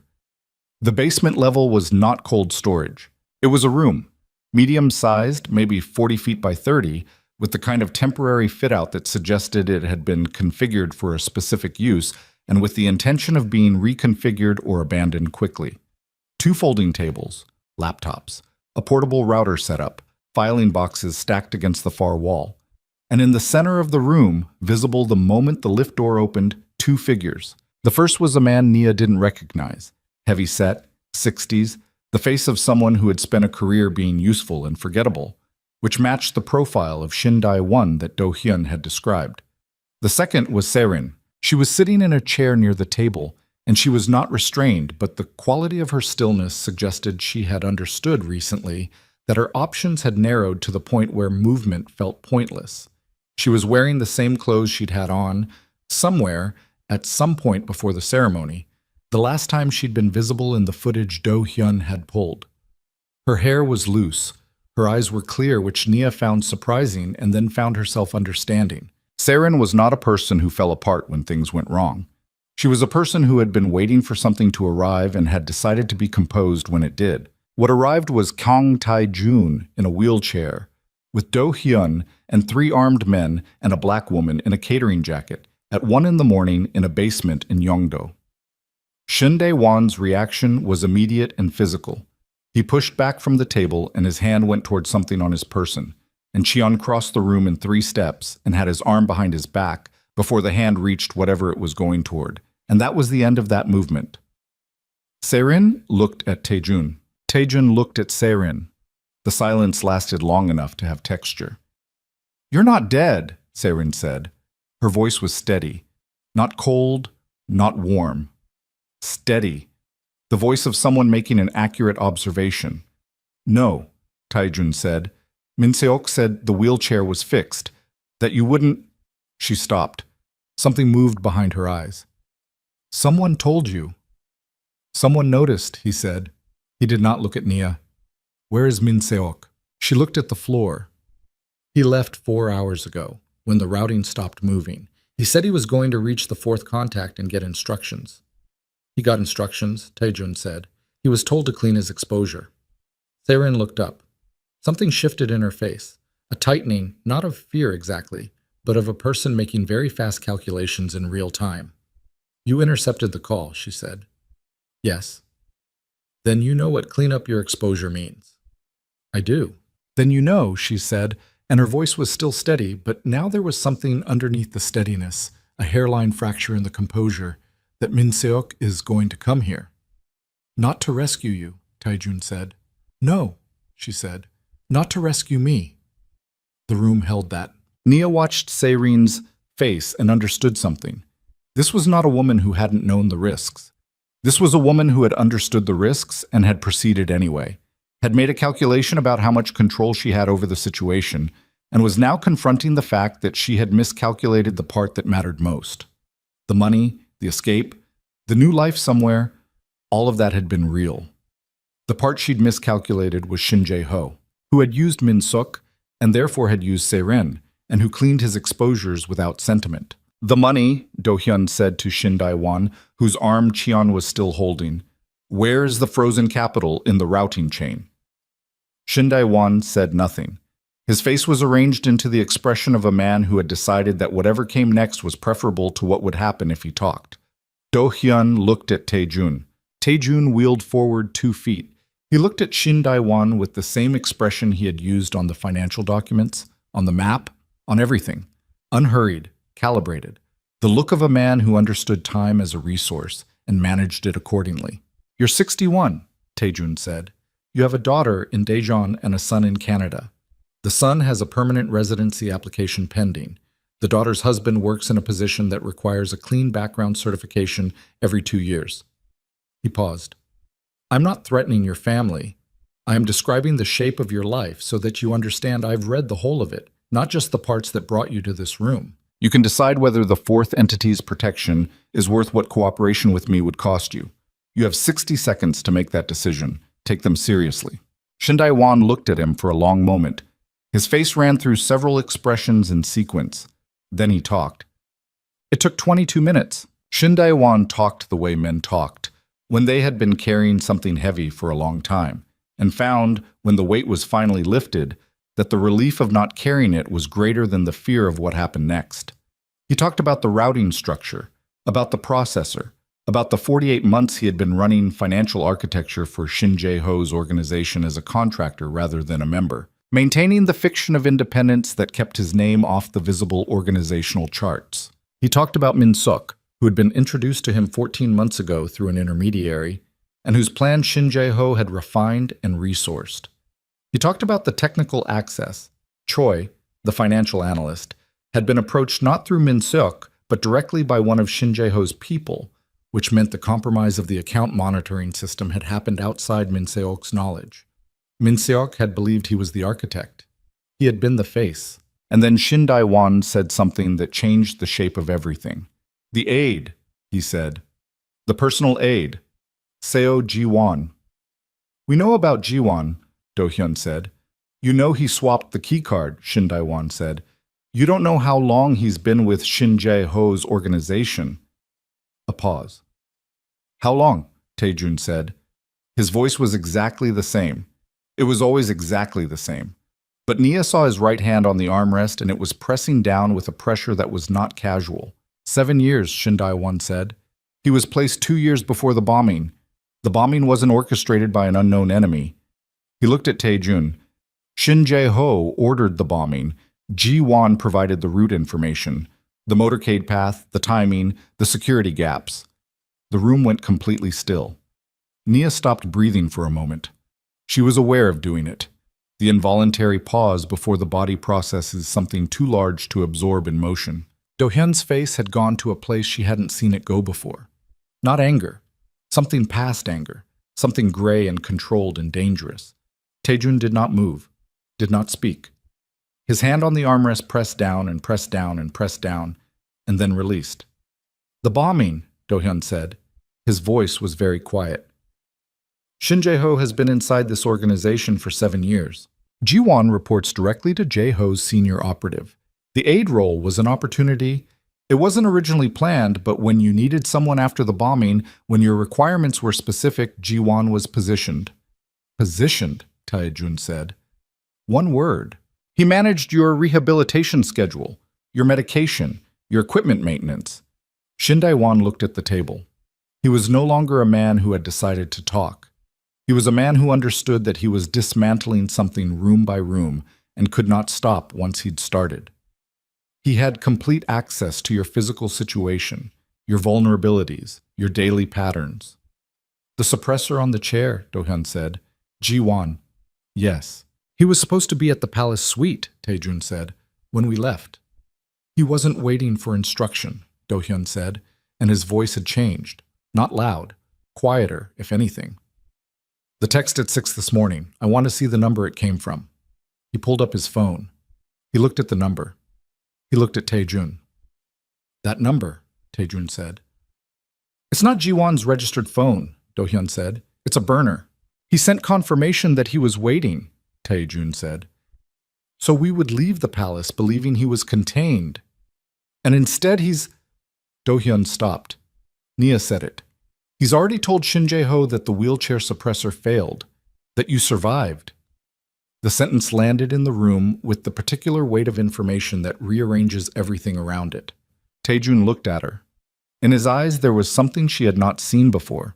Not fear, but the specific look of a man who has just understood the full geometry of a trap and is measuring the distance between where he stands and the nearest exit. "Shin Jae-ho has known since this morning that I'm alive," he said. "And that you left Seoul," Do-hyun said. "And probably that we're moving toward Busan, if Ji-won had enough access to track the communications channels." "The encrypted line," Taejun said. "The calls I made this afternoon. The contacts." Do-hyun looked at the phone. "The encrypted line routes through a relay in the safe house. If Ji-won had access to the safe house communications architecture, he managed the setup," Taejun said. "When we built the safe house network 6 months ago, Ji-won coordinated the technical vendors." The silence this time was not the silence of understanding. It was the silence of a structure collapsing in slow motion, each piece of it discovered and named as it fell. "The contacts I burned," Taejun said. "The 2 I used for the processor flag. If Shin Jae-ho intercepted those calls, he knows who they are. He can apply pressure to them," Do-hyun said, "before the flag goes active." "How long?" Taejun said. Do-hyun looked at his watch. "The flag was scheduled to trigger at 1900. It's now 1:20. If Jae-ho has been moving since this morning, he's had 6 hours, Taejun said. 6 hours is enough." Nia looked between them. "Is the flag already live?" "It should be," Do-hyun said. He was on his phone. He navigated, called a number, waited.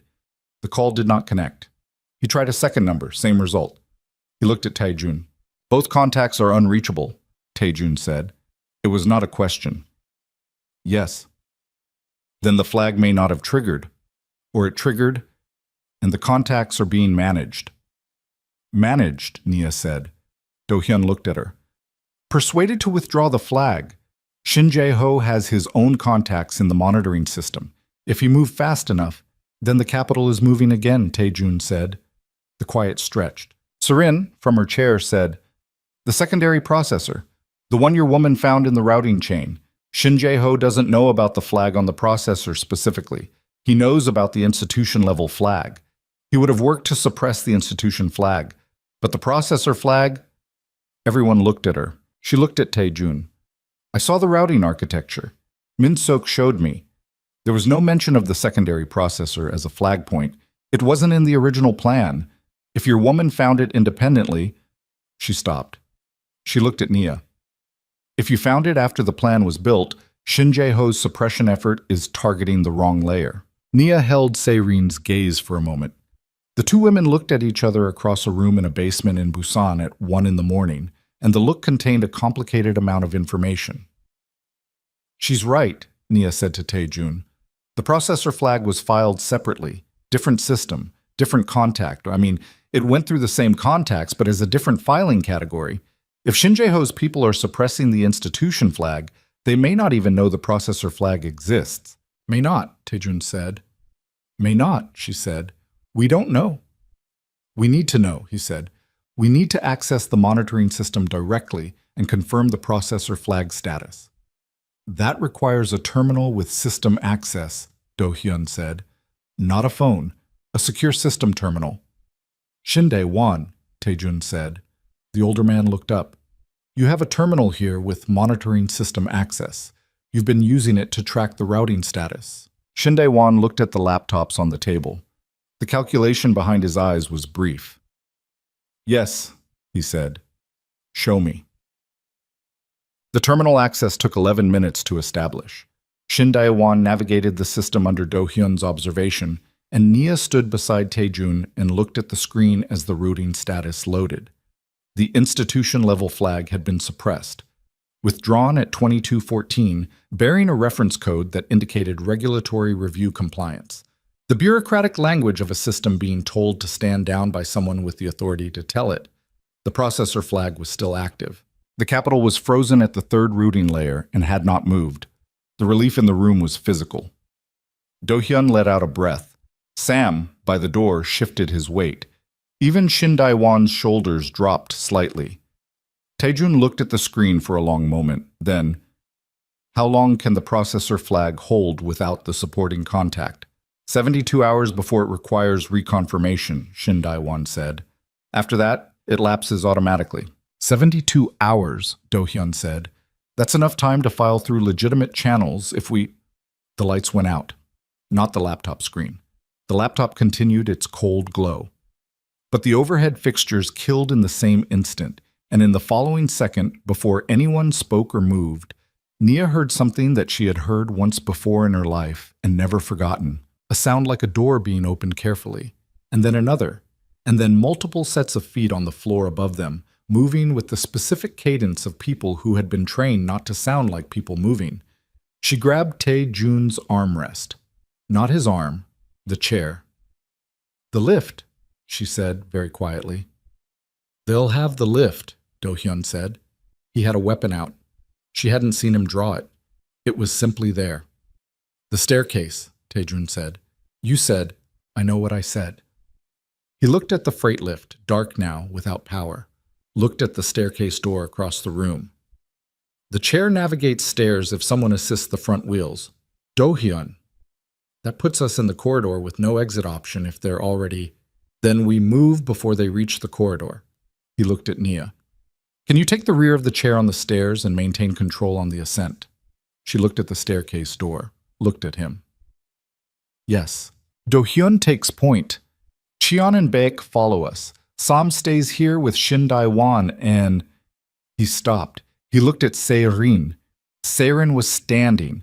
She had moved from the chair sometime in the last 30 seconds without anyone tracking it, and she was standing near the table with her hands at her sides and her face arranged into the expression of someone who has been waiting for a decision to be made about her and is done waiting. "Take her," Nia said. Taejun looked at Nia.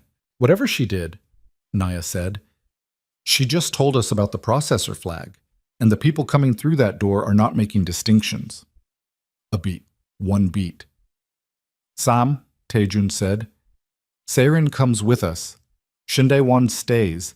He's more useful answering questions than creating complications." Sam moved to Se-rin's side. Se-rin looked at Taejun with an expression Nia couldn't fully read. Not gratitude exactly, or not only gratitude. Something more complicated than that. Something that had 15 years of a different history underneath it. They moved toward the stairs. Do-hyun went through the door first, fast and low, and cleared the immediate landing before signaling. The sounds from above had multiplied. She could hear at least 4 distinct sets of movement, possibly more. They were being systematic, which meant they were professionals. which meant the window between now and the moment those professionals reached the basement level was not a window she could afford to think about too carefully. She took the rear handles of Tae-jun's chair. The stairs were concrete, 12 steps, the chair heavy and uncooperative at the angle. She felt the weight through her arms and shoulders immediately. Real weight, not manageable with one hand, requiring both and requiring her to commit her full center of gravity against the pull of physics. She took the first step. He said nothing, did not instruct her, did not guide. He held himself upright and still in the chair and let her work, which she understood was its own form of trust. The trust of someone who had learned in 7 months of being managed by a traitor not to give people the opportunity to make decisions about his body, and who was giving her that opportunity anyway. 3 steps. 4. Do-hyun was at the top of the landing, watching the corridor. 6 steps. 7. Baek was behind her, his hand briefly on the chair's frame to help balance a tilt, and she let him, because pride was not a resource available right now. 9 steps. 10. Do-hyun's voice from the top, very quiet. Clear, for now. 11. 12. They came through the staircase door into the ground floor corridor, and for approximately 4 seconds the corridor was empty and the path to the service dock was open, and Nia allowed herself exactly 4 seconds of something that was not relief, but was adjacent to it. Then the door at the far end of the corridor opened. Ryu Seong-jin stepped through it. The scar ran white along his jaw in the dim emergency lighting that had kicked on at floor level. He was not carrying a champagne glass this time.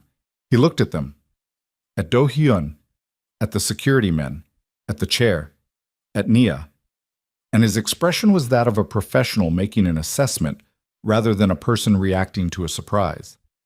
Behind him, 3 more men. Do-hyun raised his weapon. Ryu Seong-jin did not raise his. He looked past Do-hyun directly at Tae-jun and said, in a voice that carried a distance clearly, "Shin Jae-ho wants to speak with you." Tae-jun said nothing. "Not a negotiation," Ryu said. "A conversation. He says there are things you don't know yet about why this started.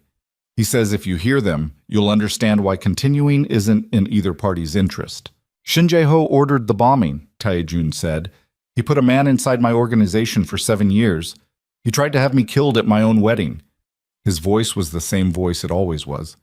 Nia had stopped being surprised by that. What would he like me to understand about why that started? Ryu Seong-jin looked at him.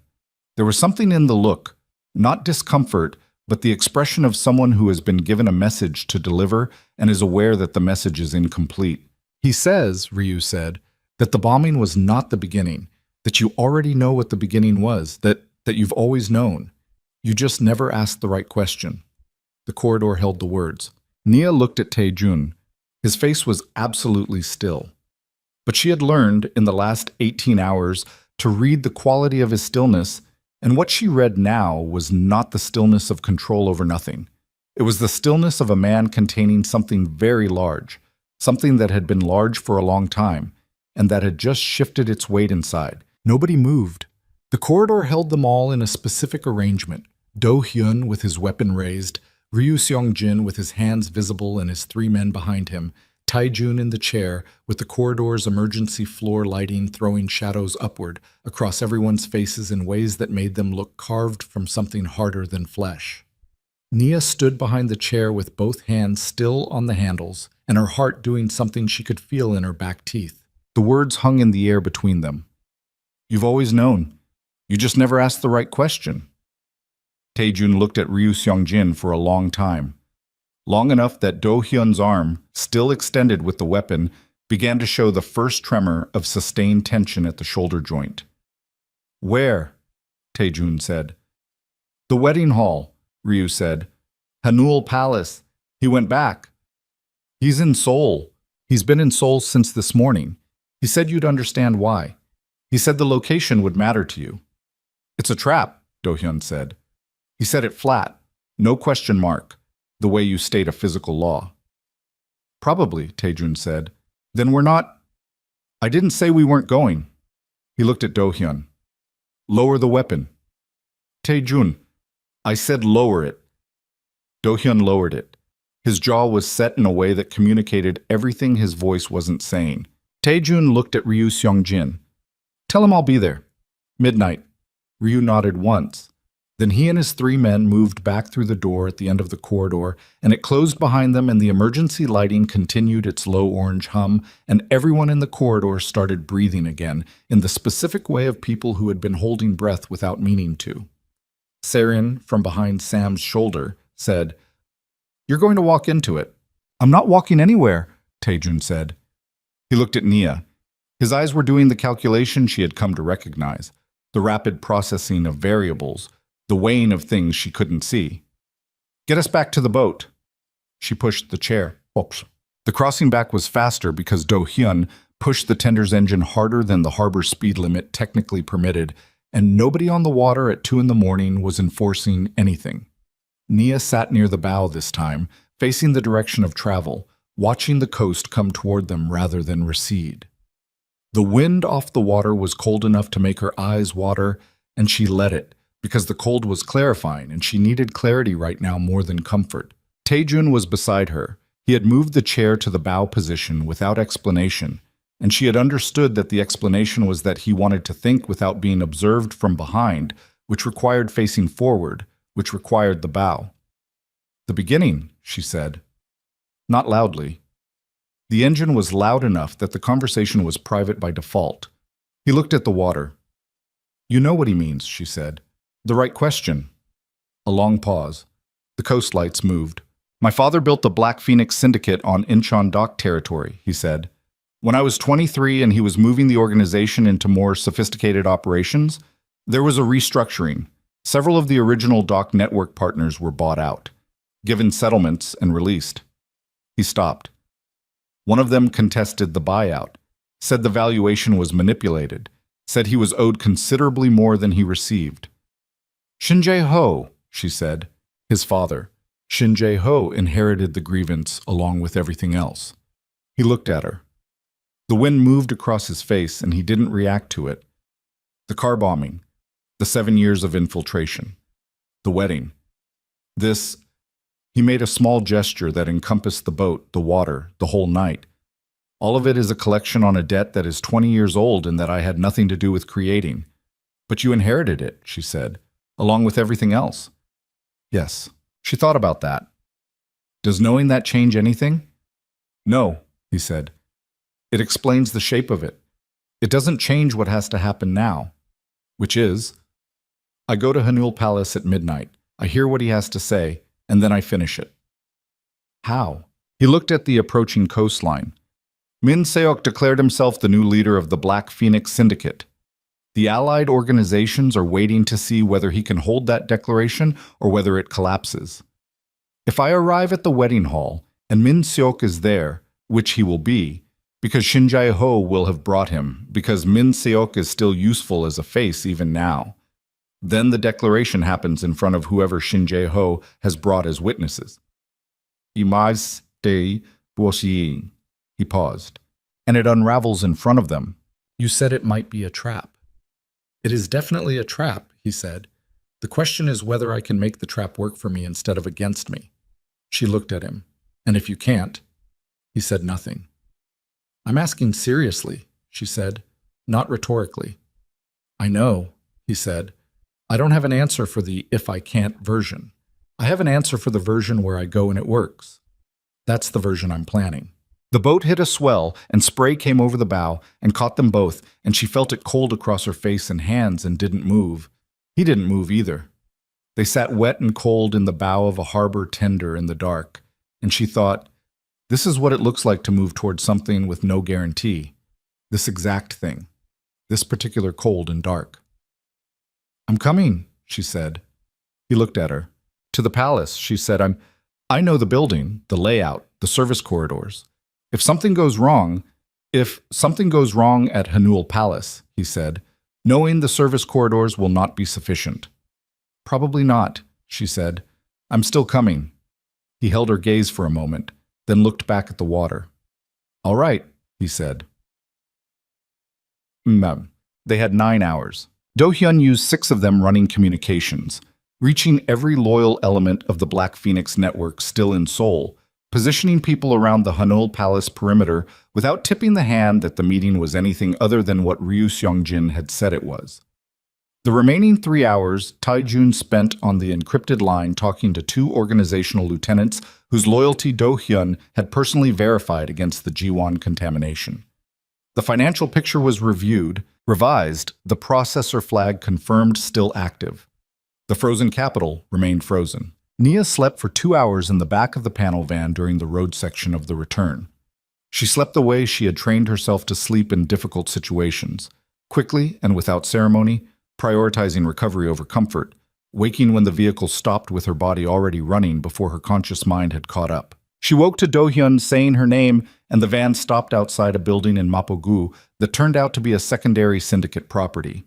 A nondescript commercial building with an upper floor that had been set up as temporary accommodation. There were clean clothes, there was food. She ate standing up and changed out of the catering jacket for the first time in 20 hours, and threw it in a bin and did not feel sentimental about it.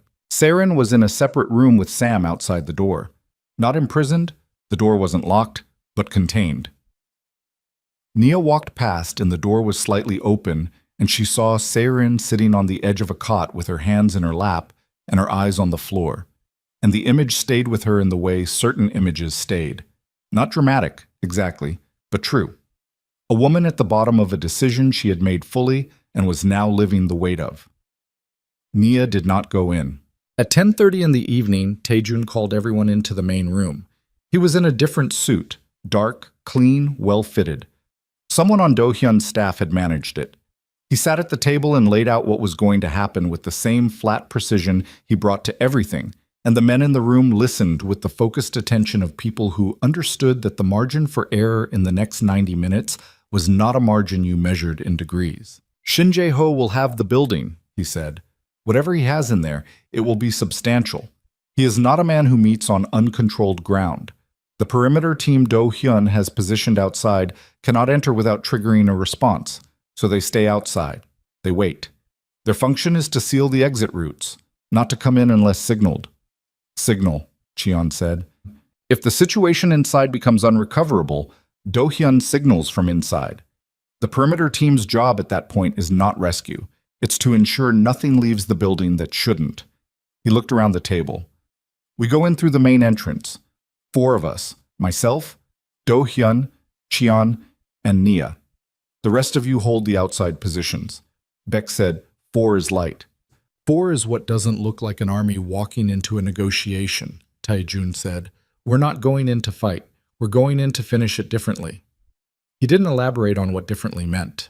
Nia noticed that. She also noticed that Do-hyun did not ask, which meant Do-hyun already knew or trusted the answer enough not to require it stated. Questions, Taejun said. No questions. Then let's go. Daeun. Hanul Palace at midnight was a different building from the Hanul Palace of the morning before. The wedding wreckage had been partially cleared. The flowers, the shattered glass, the overturned furniture of the ballroom, but partially was not fully, and what remained was the skeleton of something that had been intended to project power and had been interrupted. The marble columns stood. The Han River still ran silver beyond the floor-to-ceiling windows. The chandeliers above the main ballroom had been relit, which felt deliberate. Someone had decided this room should be visible. They came in through the main entrance because that was what had been agreed, and because arriving any other way would signal a posture that was not the posture Taejun had chosen. The ballroom was not empty. At the far end near the altar position where 48 hours ago a ceremony had been seconds from beginning, Shin Jae-ho stood. He was 63 years old, compact and still, dressed in a dark suit that had the specific quality of clothing worn by people who had never needed to perform wealth, because wealth had always simply been present. His face was the face of someone who had waited 20 years for a specific conversation and had remained patient because patience had always been his most reliable weapon. Beside him, Min Seok. Taejun's cousin looked smaller than his photographs. That was the first thing Nia noticed. Not physically smaller, but dimensionally reduced. The way people looked when the architecture they had been using to appear significant had been removed. He was standing slightly behind Shin Jae-ho's shoulder in the unconscious posture of someone who has been useful and is now aware that his utility is contingent. Around the room's perimeter, Nia counted quickly, keeping her eyes moving without appearing to count. 12 men. Positioned at the columns near the entrances, in the elevated gallery above. Professionals, still. Do-hyun counted them too. She could tell because his breathing changed by a fraction. They crossed the ballroom floor, the four of them, and the sound of the wheelchair on the marble was the loudest thing in the room. They stopped 20 feet from Shin Jae-ho. The two men looked at each other. "You came," Shin Jae-ho said. His voice was measured and unhurried and had a quality of genuine interest in it, as though Tae-jun's arrival confirmed something he had believed but not been certain of. "I wasn't sure you would." "You were sure," Tae-jun said. A brief pause, almost a smile. "Yes, I was sure." He looked at Tae-jun with the look of someone examining something they have thought about for a long time at close range. "You look like your father, I've been told. Not as a compliment." "I know." Shin Jae-ho looked at the others. Do-hyun, Cheon, Nia. He stopped on Nia for a moment, with the expression of someone encountering a variable they had not modeled. Then he looked back at Tae-jun. "The buyout," he said. "Your father paid my father $11 million for a stake that was worth $60. The valuation was manipulated through an accounting firm your father owned through 2 intermediaries. My father signed the settlement because he didn't know, and by the time he found out, the legal window was gone." He paused. "My father died believing he had been robbed. He was correct." "Yes," Tae-jun said. Shin Jae-ho blinked. Whatever he had expected, it was not that. "You know," he said, "I found the accounting records when I was 31, during a review of the organization's historical financial structure." Tae-jun's voice was even and clear. "The manipulation was not subtle once you knew what to look for. My father was skilled at many things. Covering his tracks was not among them." The ballroom was so quiet that the river outside was audible. "You knew," Shin Jae-ho said, "for 7 years, and you said nothing. There was no one to say it to. Your father was dead. You had disappeared from any visible position in the industry. The settlement was legally complete." He paused. "I made arrangements to have the difference calculated. 60 million minus 11, plus compound interest for 30 years. I had it prepared as a corrective transfer. I didn't know how to reach you without admitting your father's crime," Shin Jae-ho said. "Yes." The words sat there. Nia watched Shin Jae-ho's face. It was doing something complicated. The face of a man who has organized 20 years of patient destruction around a single story and has just been handed a detail that doesn't fit the story. Not enough to collapse it, but enough to create a fissure. "A corrective transfer," he said. "While your organization was using the capital that should have been my father's to build what you currently have." "Yes." "And the bombing was not corrected by a transfer," Tae-jun said. "No, 3 of my men died. I lost the use of my legs. And the 7 years of infiltration that preceded it." He stopped. Something moved in his jaw, the only visible sign. "Those things are not settled by money. I know that." "Then why are you here?" Shin Jae-ho said. "If you know they're not settled." "Because continuing is worse than stopping," Tae-jun said.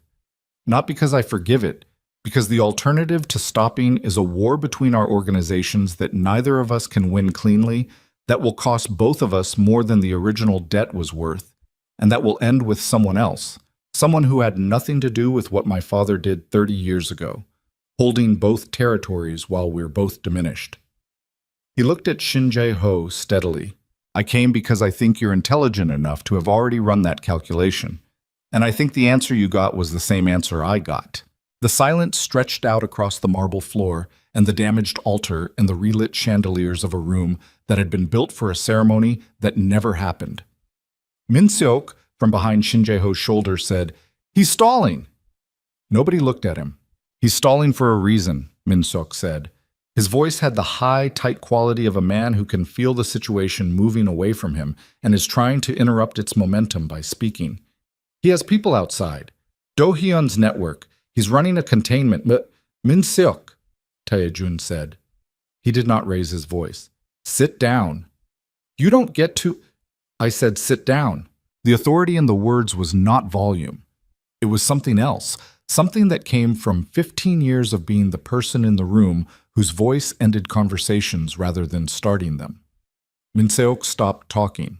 He did not sit down, but he stopped talking, which was the substantive thing. Shin Jae-ho had not taken his eyes off Tae-jun. "The corrective transfer," he said. "You said you had it prepared." "I did." "How much?" "Compound interest over 30 years on 49 million. The figure is approximately 230 million. The number landed. Shin Jae-ho looked at the floor for a moment. Not submission, the look of a man doing arithmetic with things that were not numbers. 20 years. His father's face, the particular texture of an inherited wound. "And the frozen capital," he said. "My architect's routing remains frozen," Tae-jun said. "The processor flag holds for another 68 hours. What happens to it depends on this conversation." "You'd release it." "I'd release the recovery of it, yes, to an account of your specification, in lieu of the corrective transfer." He paused.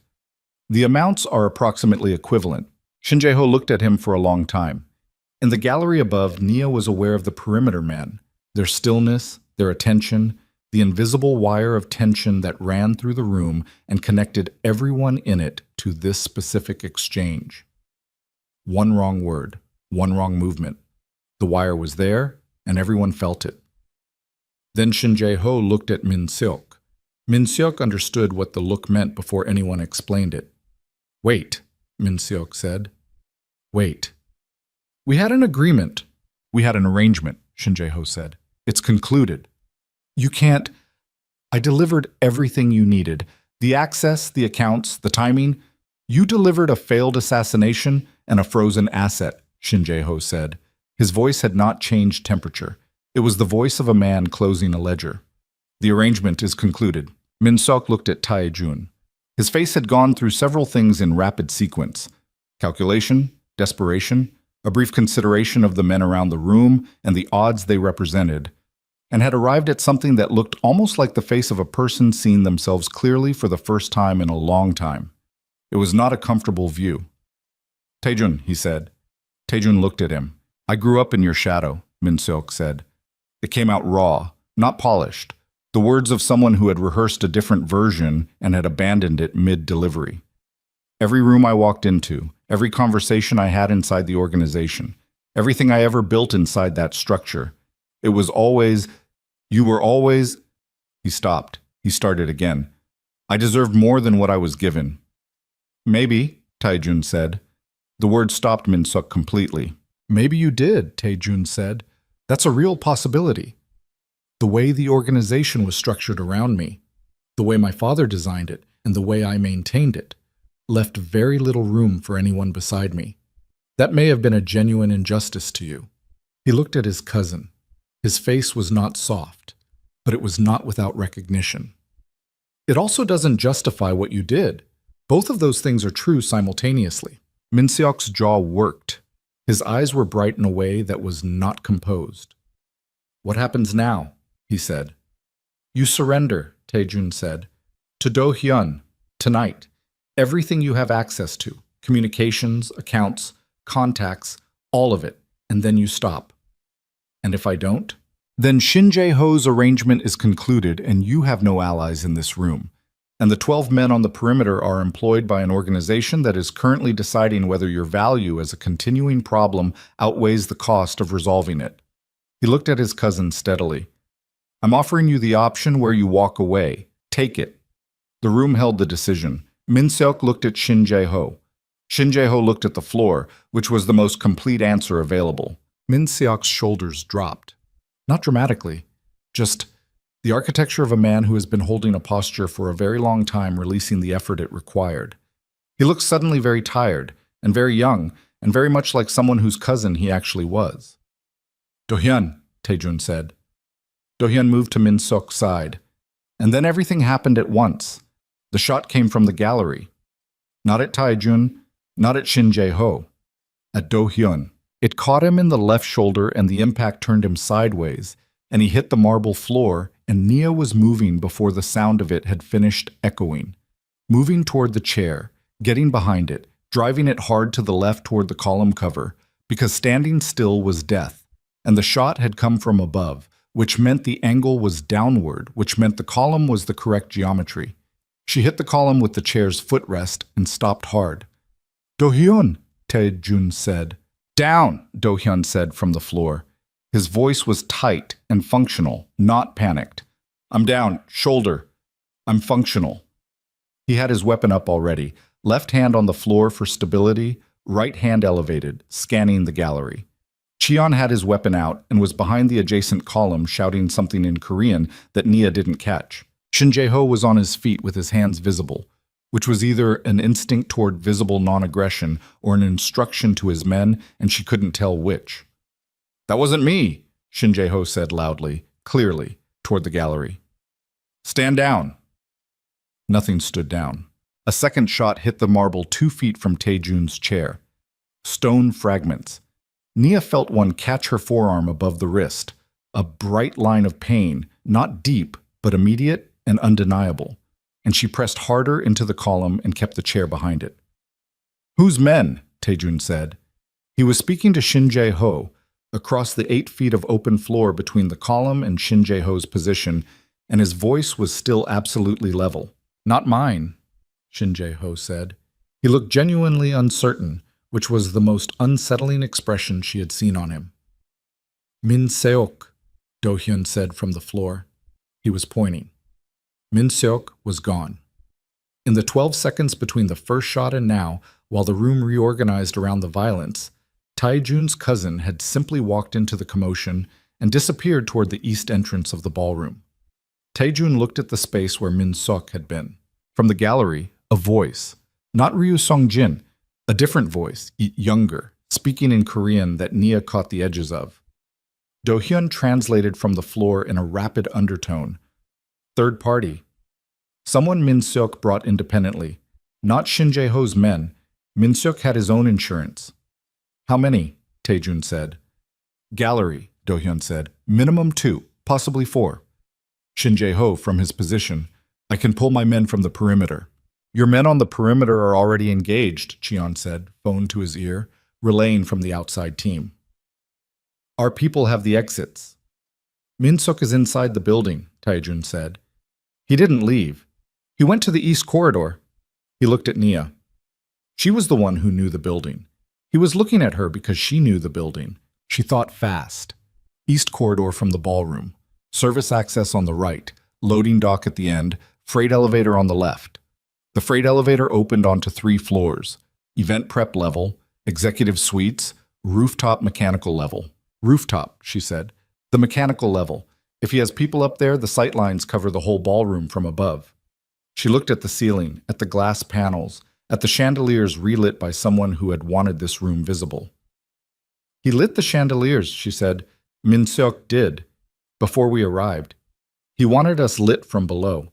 The gallery shot was the signal. Tae-jun looked up at the chandelier, the ceiling, then at her. The mechanical level access, he said. Service staircase in the east corridor, steel door, push bar. It bypasses the elevator. She paused. It's 12 flights. I know, he said. There's no lift access to the mechanical level. It's service only. She held his gaze. I have to go. A beat. Cheon goes with you, he said. Cheon needs to hold this room. Then, I know the layout, she said. I'm fast. I can get to the staircase before whoever's up there adjusts their position. She looked at him. I need 2 minutes. His jaw set, his hands on the armrests pressed down. 2 minutes, he said. If you're not back at this column in 2 minutes with that staircase secured, Cheon comes after you. 2 minutes, she said. She moved. The east corridor was 40 feet from the column, 40 feet of open floor with a downward angle from the gallery. She stayed low, using the overturned ceremony furniture as a regular cover, moving in the broken pattern her brother Marcus had explained to her once as making yourself a bad target, which meant never traveling in a straight line and never pausing in the same place twice. A shot hit the floor 6 inches behind her right foot, and she felt the impact through her shoe and kept moving and did not look back. The corridor door. She hit the push bar with her forearm. The cut above her wrist screamed briefly, and went through and let it close behind her. The corridor was dark. Emergency lighting at the floor, the same orange glow as the Yongdo basement. She found the steel door to the service staircase by feel and pushed it open and started climbing. 12 flights. Her legs found a rhythm. 2 steps at a time, hand on the rail, only for balance, breathing through her nose and out through her mouth, the way Tae-jun had told her to on the corridor floor of Hanul Palace, what felt like 100 years ago. The staircase was concrete and narrow, and the sound of her own footsteps was loud in ways she couldn't control and didn't try to. 8 flights. 9. She could hear movement above her, at least 2 sets of feet on the metal walkway of the mechanical level. Moving, adjusting, 10 flights. She slowed, controlled her breathing down by force of will until it was quieter than it wanted to be. The cut on her forearm was warm and wet, and she registered it the way you register things that need attention later, filing it under after and moving on. 11 flights. The door at the top of the staircase had a small wire-reinforced window. She looked through it. The mechanical level was a vast, low-ceiling space filled with HVAC units, cable runs, ventilation stacks, a world of industrial infrastructure above the palace's decorated face. The glass panels of the ballroom roof were immediately below, the chandeliers visible through them from above like inverse constellations. And there, positioned between 2 HVAC units with clear sightlines down through the glass panels to the ballroom floor, 2 men, rifles, watching the room below, watching Tae-jun. Nia looked at the door handle, looked at the 2 men, looked at the layout between the door and the nearest HVAC unit, 15 feet of open walkway. She had no weapon. She had a cut forearm, and 2 minutes on a clock she couldn't see, and the layout of this building in her head, and the knowledge that the men below were being watched through glass by people waiting for. The door opened inward. That was the thing she had noticed on the way up. The handle orientation, the hinge placement on the left side, the way the door would swing into the mechanical level rather than toward her. It meant she could not use it as cover. It meant the moment she pushed through, she was in the open, 15 feet of walkway between her and the nearest HVAC unit, and the 2 men with rifles would have a clean angle for approximately 3 seconds before she cleared the unit's edge. 3 seconds was too long. She stood on the other side of the door with her hand on the handle and her forearm bleeding quietly into her sleeve, and thought about Marcus, who had told her once that in any situation where the options were bad and worse, the correct move was to change the structure of the situation before you committed to either option. Don't choose between the doors someone else built, he'd said. Find the wall. She looked at the mechanical level through the wire-reinforced window. The 2 men. The HVAC units. The cable runs overhead. Thick conduit bundles running along the ceiling infrastructure, crossing the space above the walkway. And directly above the door, a junction box. The kind used in industrial electrical distribution, mounted to the ceiling with 2 accessible breaker handles visible through the mesh. The emergency lighting in the corridor ran from a separate circuit. The mechanical level lighting ran from the main building system. She looked at the junction box. She looked at the door. She pushed through the door, grabbed the frame with her right hand, swung her body upward rather than forward. Her left foot found the door handle, her right found the frame edge, and she was climbing the door rather than walking through it, the cut on her forearm pulling open further with the effort, and she registered it as information rather than pain. 2 seconds. She reached the junction box. The breaker handles were stiff, but they moved, and she pulled both simultaneously, and the mechanical level went dark. She dropped back to the walkway and moved. In the dark, with the ventilation noise of the HVAC units covering everything, she covered the 15 feet to the nearest unit in 4 steps and pressed her back against the metal housing and stopped. She could hear them. 2 men recalibrating in darkness. The sounds of bodies shifting, equipment moving, a short exchange of words she caught fragments of. They had lost their sightline through the glass panels. The chandeliers below were still lit. The ballroom circuit was separate. But without the mechanical level lights, the glass panels threw reflection rather than transparency, and from above the 2 men were now looking at mirror images of the chandelier light rather than the ballroom floor. She moved along the HVAC unit's edge toward the sound of the nearer man. She was not going to fight him. She was 32 years old, 5'6", with a cut on her forearm, and no weapon and no training beyond the specific education of having grown up in a neighborhood where the cost of miscalculation was immediate and personal. She was not going to fight him. She was going to use the structure of the situation. The nearer man was approximately 8 feet beyond the HVAC unit, between two ventilation stacks, still trying to reestablish his sightline through the glass below. She found the cable run that crossed above his position. She had seen it through the window, had mapped it, knew it was there, and she found the anchor point where the conduit bundle was secured to the ceiling infrastructure with a large industrial clamp. The clamp was old. The facility was old. The bolt holding the clamp had 30 years of harbor salt air in it. She pulled. The bolt resisted. She put her full weight on it, both hands, the cut forearm screaming, and pulled. The clamp released. The conduit bundle dropped. Not on the man, not directly, but the weight of 30 feet of industrial cable hitting the walkway 2 feet from his position in complete darkness produced the specific combination of sound and shock that caused him to step back sharply, and the walkway's edge was behind him. And there was a rail, but he hit it wrong and went down hard on his back, with the rail catching his ribs and his rifle sliding across the walkway floor with the particular metallic sound of something expensive and dangerous traveling somewhere uncontrolled. The second man reacted. She could hear him moving toward his partner's position, and she picked up the rifle by feel and put as much walkway between herself and both of them as the space allowed, and found the door to the staircase by memory and went through it. She went down 12 flights faster than she'd come up. The corridor door, the ballroom. She went through and back into the light and the specific, held breath quality of a room where everyone was waiting. Do-hyun was still on the floor, conscious, his hand pressed to his shoulder. Cheon had his weapon pointed at the gallery. Shin Jae-ho had not moved. Ryu Seong-jin had appeared from somewhere and was standing near Shin Jae-ho with his hands visible and an expression that was difficult to read in any language. Tae-jun was behind the column exactly where she had left him. He looked at her, at the rifle, at her forearm. She crossed to the column and put her back against it.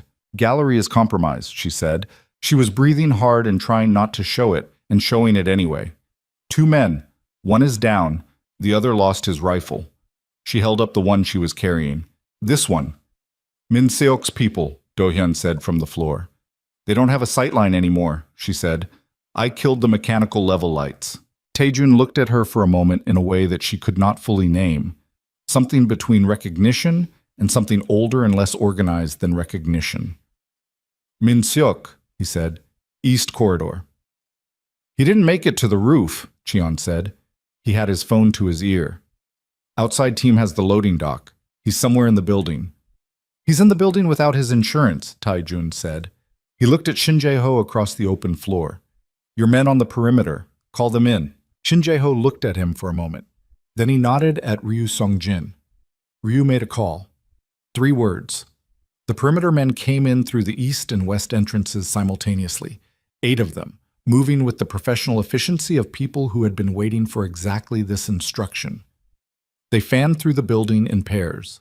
They found Min Seok 11 minutes later in the executive suite corridor on the 3rd floor. He was sitting on the floor with his back against the wall and his phone in his hand, trying to reach someone who was not answering. When Cheon and 2 of Shin Jae-ho's men came around the corner, he looked up at them with the face of a man who has run out of moves and is sitting in the specific silence that follows the last one. He did not run. He did not fight. He put the phone down on the floor beside him. "Okay," he said. Just that. Tick. The ballroom clearing took another hour. Do-hyun was moved to a sitting position against a column and a medic from the outside team. Do-hyun had thought to bring a medic, because Do-hyun thought to bring everything. Examined the shoulder and said the word through and through with the particular satisfaction of a medical professional delivering good news in bad circumstances. The bullet had not struck bone.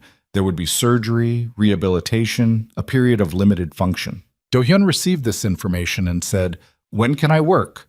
And the medic said 2 weeks, desk functions, and Do-hyun said 1, and the medic said nothing because the answer was already implied. Nia's forearm was cleaned and bandaged at the same time. The cut was not deep, stone fragment, not blade, but it ran 4 inches along the outer forearm, and the cleaning required the kind of determined indifference to discomfort that she had by now in reasonable supply. She sat on the ballroom floor near Do-hyun with her arm extended and let the medic work and watch the room. Shin Jae-ho and Tae-jun were speaking near the altar, not with raised voices, not with the particular performance of 2 powerful men demonstrating power. They were speaking the way people spoke when the fighting was done, and what remained was the actual work. Quiet, specific, the language of terms and conditions, and the precise structure of what came next. She couldn't hear it. She didn't try to. She watched Taejun's face from across the room and thought about what it had cost him to come here and say what he'd said. To name his father's crime out loud in front of the man who had organized 7 years of destruction around it. To say maybe you deserved more. To offer a corrective transfer for a debt that was not legally his to pay, and that no amount of money actually resolved. She thought about what it had cost, and she thought it was probably more than anyone in this room understood, and that Taejun was going to carry the weight of the pain for longer than any of this would last. The medic finished. She flexed her fingers. Everything worked. Min Seok was brought into the ballroom by Cheon. He walked under his own power, which was something. He looked at Taejun, who had finished the conversation with Shin Jae-ho and was now positioned in the center of the ballroom floor, the chandeliers above him making the room look almost as it had been designed to look, which was a strange kind of irony that nobody commented on. "Sit down," Taejun said. Min Seok sat in one of the ceremony chairs that had been righted during the clearing. He sat the way he had stood in the corridor, without the performance of dignity, just the fact of being upright in a seat. His hands were in his lap. "I'm not going to ask you to explain yourself," Taejun said. "I heard the explanation." "Then what?" Min Seok said. "Then you surrender everything you accessed, every account, every contact, every communication in the last 14 months that touched syndicate infrastructure. Do Hyun's team processes it with you. Takes as long as it takes." And after, Taejun looked at his cousin. The look contained things that a conversation could not hold. 15 years of a specific proximity, a shared childhood in the same compound in Seongbuk-dong, the memory of who Min Seok had been before resentment had become his organizing principle. "After you're done," Taejun said, "not removed, not punished beyond what you've already lost. Done. You leave the organization. You take what's left of your personal accounts, and you go somewhere and you build something that's yours. Not mine, not the family name. Yours." He paused. "That's the offer." Min Seok looked at him. For the first time since the corridor, his face was doing something unmanaged. "Why?"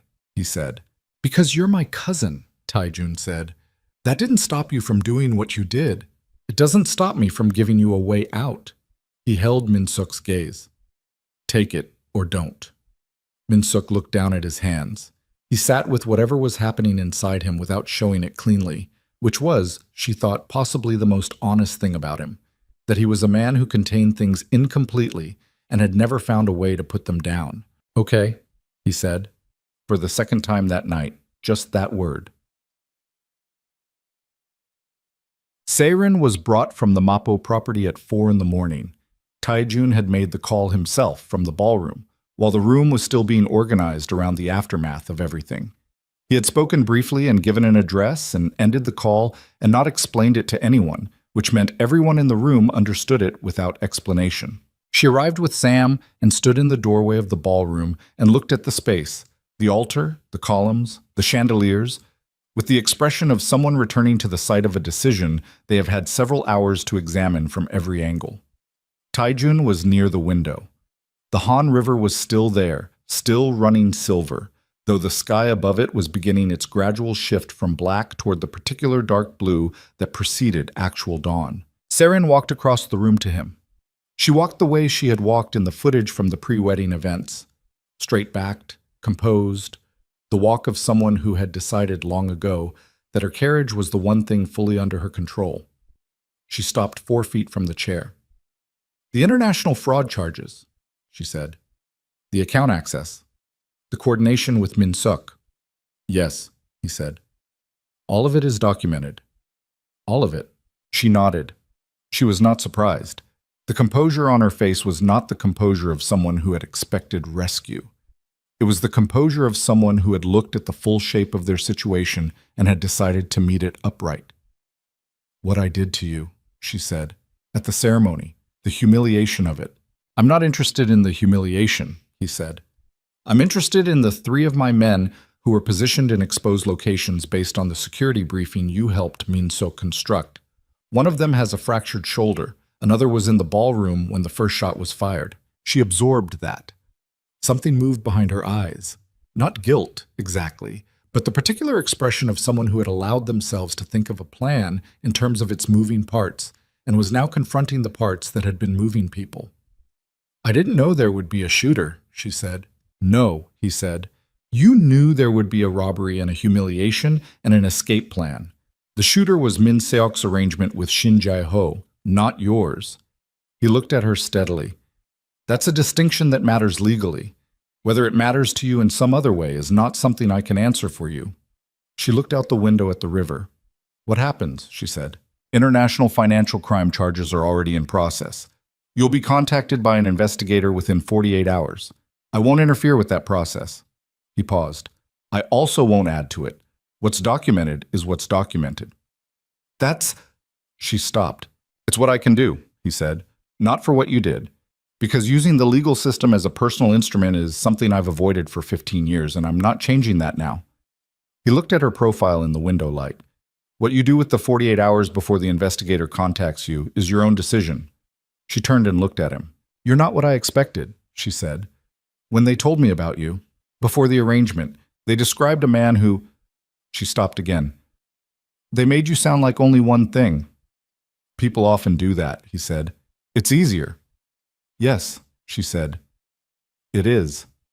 She looked at him for a moment longer. Then she turned and walked back across the ballroom, and her footsteps on the marble had the deliberate quality of someone leaving on their own terms. And the door closed behind her, and she was gone. The dawn came slowly. By the time the sky outside the Han River windows had moved from dark blue to the specific gray gold of early morning, the ballroom had been cleared of everyone except Tae-jun and Nia and Do-hyun, who had refused to be moved to a hospital and was sitting against the column with his medically bandaged shoulder and his operational phone and the expression of a man who considered rest a negotiating position rather than a condition. The agreement with Shin Jae-ho had held through the night. The financial architect would face prosecution through legitimate channels. Shin Jae-ho had offered the cooperation, which was the most expensive gesture available to him and which Tae-jun had accepted without comment. The frozen capital would be released through a legal corrective transfer process that Do-hyun estimated would take 4 to 6 months to complete.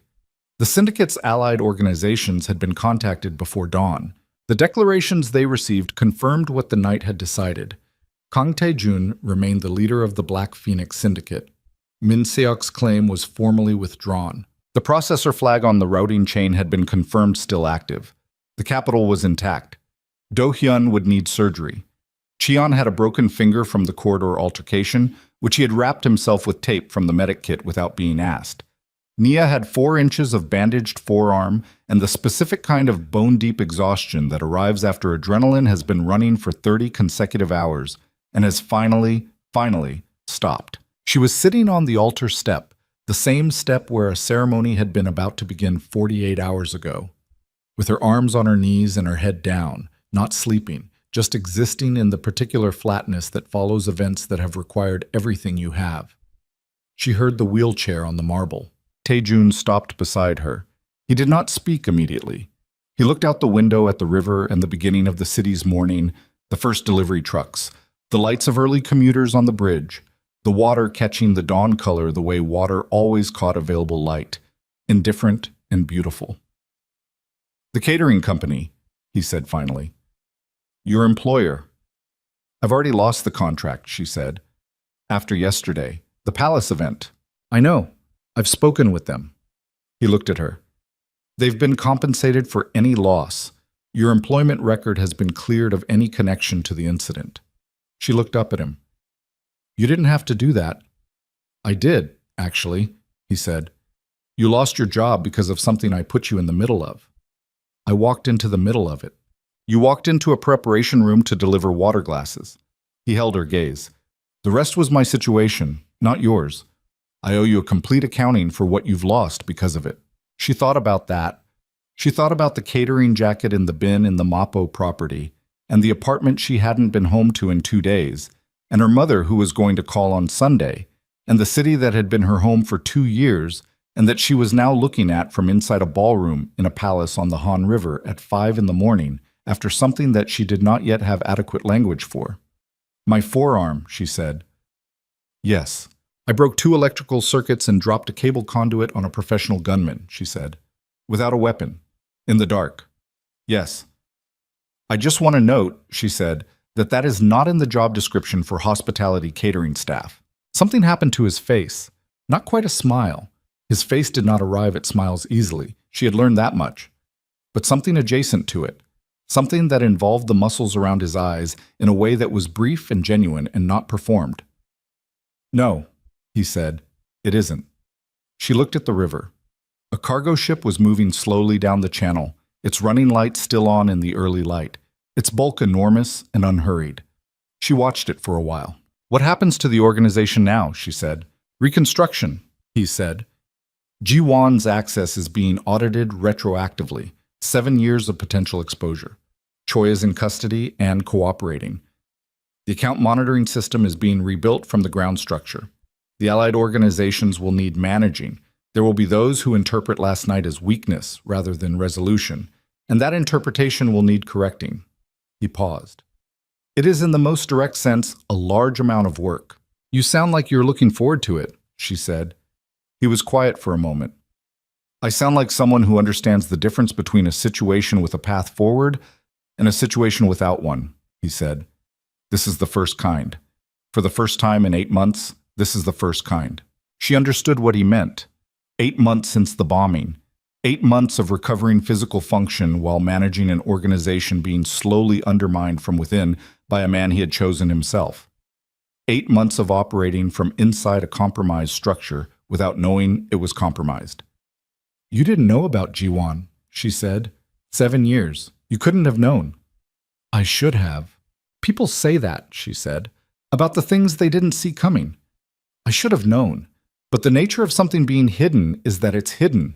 You're not failing to see something that's visible. You're failing to see something that someone has worked very hard to make invisible. That's different." She looked at him. "You know the difference. You're just not giving yourself the benefit of it." He looked at her with the look she had come to understand as the look he gave information he was filing into a structure rather than dismissing. "You do that," he said. "What?" "Find the distinction that changes the weight of something, and say it plainly." "I grew up around people who carried things they shouldn't have been carrying," she said. "You learn to recognize it." He was quiet for a while. Outside, the cargo ship had cleared the frame of the window and the river was open again, just water and light, and the city waking up on both banks. "Your plans," he said. "After this, the apartment, the work situation." "I'll figure it out," she said. "I always do." "There is a position," he said, "within the organization's operational structure. Intelligence and threat assessment. The role has been—" He stopped, considered the word. "The role has been filled inadequately for some time. The qualities it requires are specific." He looked at her. "I'm not offering it because you're owed it. I'm offering it because you're suited to it. Those are different reasons, and I want to be clear about which one this is." She looked at him. "You want to hire the maid?" she said. "I want to hire the person who noticed battery acid at 9 in the morning, identified a target's positioning by behavioral pattern, repaired a mobility device from institutional memory, read a financial routing chain with no prior training, navigated a building she had visited once to neutralize 2 armed professionals in the dark, and did all of it without ever—" He stopped. "Without ever once acting like the situation was larger than her capacity to meet it." He held her gaze. "That person. Yes." Nia looked at the altar step, at her bandaged forearm, at the window and the river and the beginning of a soul mourning that had arrived despite everything that had tried to prevent it. She thought about Englewood and the wrong street home and her brother Marcus, who was still alive because he'd learned to read the room. She thought about 2 years in Seoul building a life that was functional and safe and somewhat smaller than the version of herself she had brought to it. She thought about the moment in the preparation suite when she had looked at a man in a locked wheelchair and had made a decision that had nothing to do with safety. She thought about what it felt like to be in a room where the thing you were good at was the thing the room needed. "What does it pay?" she said. And this time it was a smile. Brief, real, arriving on his face like something that had been planning to happen for a while and had finally found the right moment. "More than water glasses," he said. She laughed. It came out rough and tired and genuine, the laugh of someone who had been running on reserve power for 30 hours and found, at the end of it, something that still worked. She pressed her hand over her mouth to contain it, and it came through anyway, and she didn't fight it because there was no corridor to escape through and no shooter to avoid, and no more situations that required her to be smaller than she was. Taejun watched her. His expression had the quality of something that had not been in the building 48 hours ago. Not warmth, exactly. Or not only warmth. Something that had been cleared of other things. Of the debris and obstruction of a situation that had been pressing against him from every direction. And what was left underneath was a person who had not become what the last 8 months had tried to make him. Who had arrived here, at this altar, at this dawn, still intact. "I'll need time to think about it," she said, when the laugh had settled. "Of course," he said. "A few days." "Take them." She nodded. They sat with that for a moment. The offer and the space around it. The particular quality of a door that was open and not being pushed. Outside, the sun had crossed the horizon. The Han River went from gray gold to something warmer, the water catching full morning light and holding it across its surface all the way to the bridge, where the first proper traffic of the day was beginning to build. Seoul going about its morning, the city indifferent and continuous and genuinely beautiful in the specific way of places that have survived difficult things and have not made that survival the only thing about them. Do Hyun, from his column, "The hospital is going to become non-negotiable in approximately 40 minutes. "I know," Taejun said. "I'm noting it now so that when it becomes non-negotiable in 40 minutes, I can say I noted it." "Your noting is noted." Nia stood up from the altar step. Her legs registered the protest of a body that had been asked for too much and was presenting its invoice. She worked through it and straightened and looked at the room. The ballroom of the Hanul Palace, which had been designed for the kind of power that announced itself in marble and chandeliers and imported cherry blossoms, and which had been the site of a wedding that never happened and a war that had just, quietly, ended. She thought, I was supposed to be delivering water glasses. She thought, look where paying attention gets you. She extended her hand to Taejun, the same hand she had extended in the preparation suite, the gesture she had used when she took the handles of his chair for the first time, when she had crossed the ballroom floor under fire, when she had made a series of decisions that she could not have fully explained in the moment, but that had, collectively, been the right ones. He looked at her hand, then at her face. He took her hand, not as the gesture of a man accepting assistance, as the gesture of a person meeting another person at the point where the distance between them had become something neither of them needed to maintain. His grip was firm and present and without performance. "Nia Brooks," he said. Her full name. The way he said it had weight. The weight of a name being placed somewhere it would stay. "Kang Taejun," she said. They held the handshake for a moment. Outside the window, the river moved. The city moved. The morning moved over everything the way mornings did, without particular concern for what had happened the night before, without ceremony, without asking whether anyone was ready. Just the next hour arriving after the last one, the way it always had, the way it always would. She let go first. He let her. She turned and walked toward the ballroom exit, not running, not rushing, walking at the pace of someone who had somewhere to be and was choosing her own speed in getting there. Her forearm ached with a specific and honest pain. Her legs were tired. Her mind had the particular clarity of exhaustion past its own peak, which was not unlike the clarity of the other side of something very difficult, clean, stripped, seeing only what was actually there. At the ballroom door, she paused and looked back. Taejun was at the window. The morning light came through the floor-to-ceiling glass and fell across him and across the chair and across the altar behind him, and the river was visible over his shoulder, broad and silver and continuous.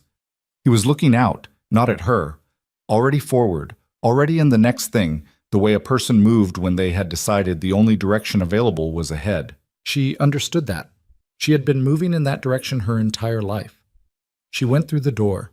The corridor beyond was clean and quiet and lit by the ordinary light of a building returning to its normal functions, maintenance staff beginning their work, the sound of an elevator somewhere, the distant baseline hum of a city that did not stop for anyone's crisis or anyone's ending. She walked through it, and the bandage on her forearm was white against her skin, and her catering jacket was in a bin in Mapogu, And somewhere in her apartment, her phone was waiting with calls she needed to make and a life she needed to return to and reorganize around what it had become. She walked out of the Hanuel Palace into the Seoul morning.